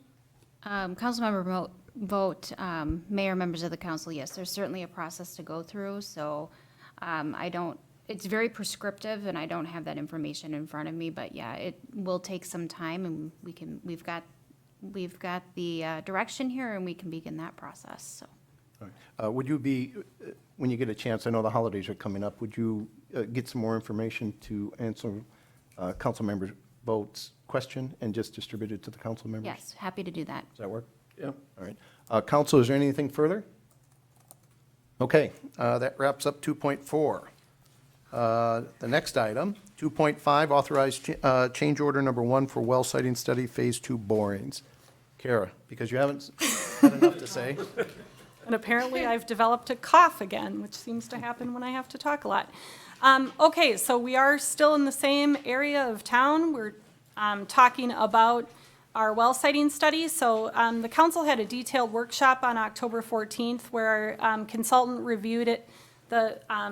Really provided a background refresher on the potential water supply within our South Growth area, as well as our initial findings associated with the well siting study. So just to recap, Trout has completed 4 well borings to date at locations I'll show you where in a minute.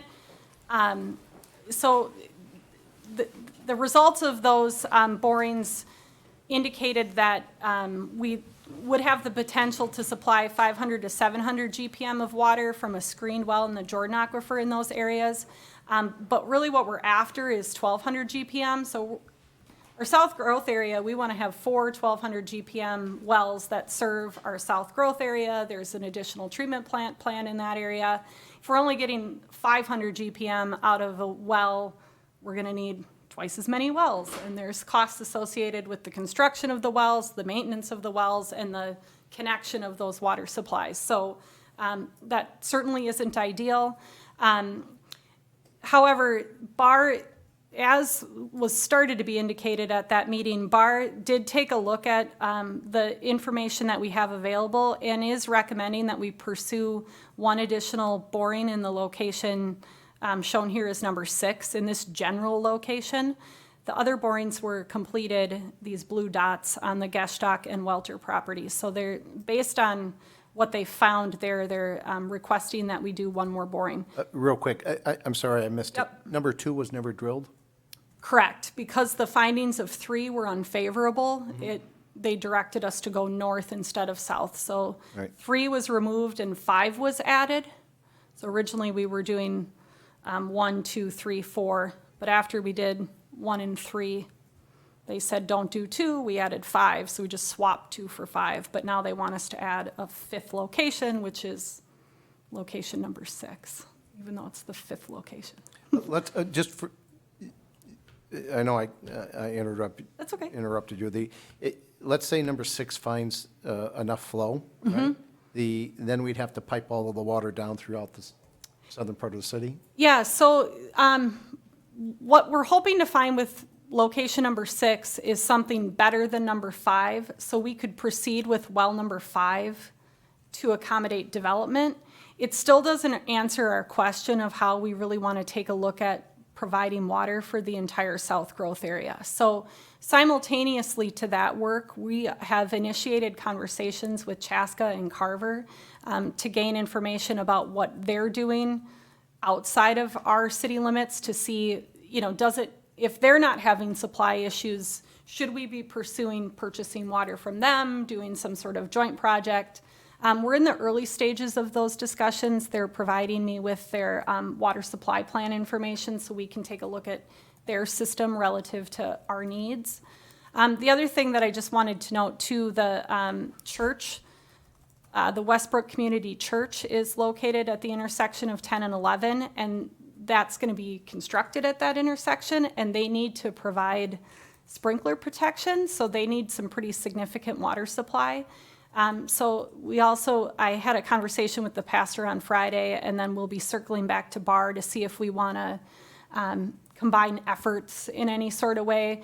It might be as simple as we get an opportunity to observe their well when they do the boring to find out if there's additional information there, or BAR may say, yeah, we should investigate that even further. But so on the big picture front, we are going to continue to do work. But meanwhile, we do have development pressure in this area that we, by the time we get a couple hundred homes online, we are going to need additional water supply.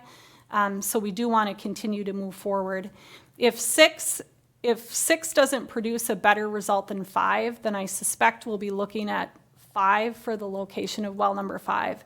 And those wells take a little bit of time to construct and get online, so we do want to keep moving forward in order to be able to provide more answers to the developers.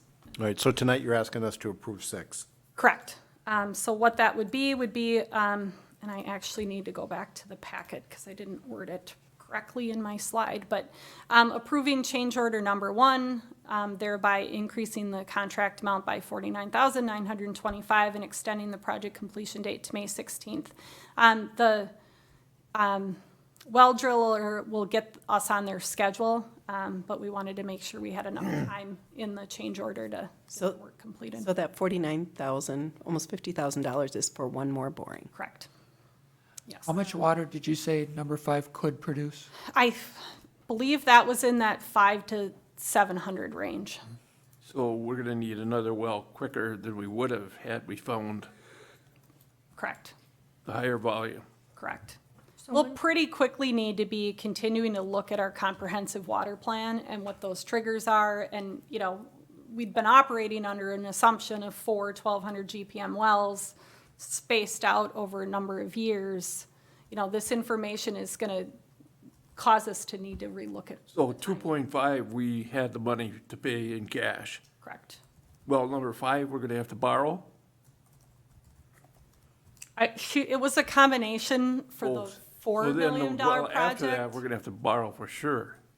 Yeah, I mean, we'll want to, so as part of the rate study that's ongoing, we'll take a look at, we'll have, you know, updated information. We'll take a look at the projection of timing of wells in the future water treatment plant, and that analysis will roll into the rate study to determine what core fees,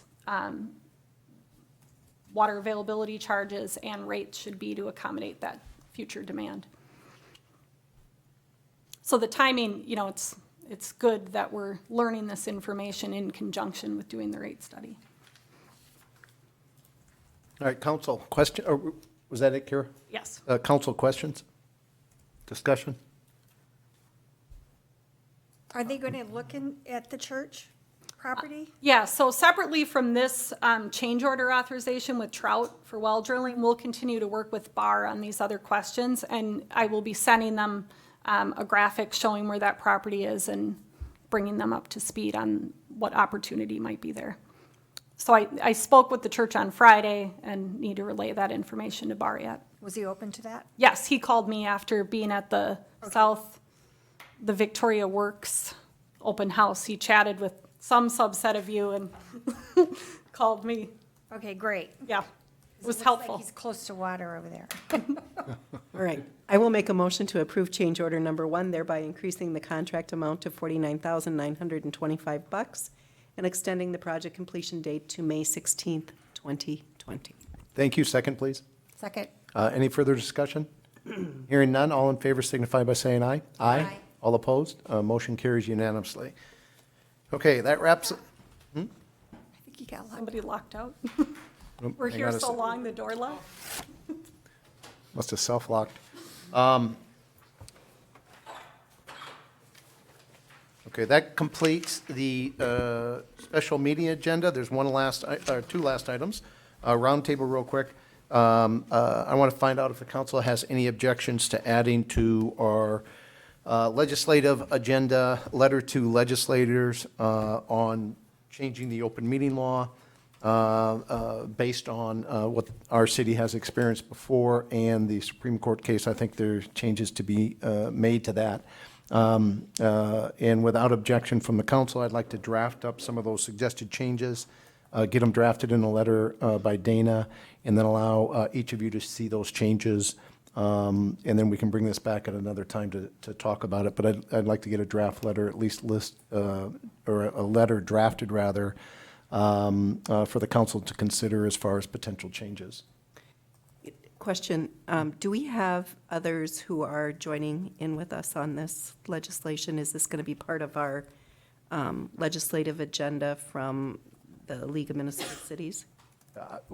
We had, what was it, 3 items, correct? Dana, that the council approved in the last meeting as far as legislative priorities? Yeah, Right, this would be a 4th one for our city, so there's not other cities that I'm asking us to join with. I'm asking this city to add that item to our list. But I don't want you to add it blindly. I want to have Dana draft a letter that each of you can look at, and then we can bring it up for discussion at a later time. I'd like to see what would be on the letter, because I know one of the items, Mr. Mayor, that you were discussing with the league is something I disagree with, so. That's fine. That's why I want to, so you have something that you can look at instead of just arbitrarily agreeing to something without, Right. all right? So without objection? No objection. All right, Dana, I'll work with you and draft something that we can then bring back to the council for them to take a look at. All right, there's nothing else, so there's no reports on a special meeting like this. So at this point, I ask for a motion for adjournment, please. Motion to adjourn. Second, please. Second? Any discussion? Hearing none. All in favor signify by saying aye. Aye. We are adjourned. Thank you. Merry Christmas. Wow.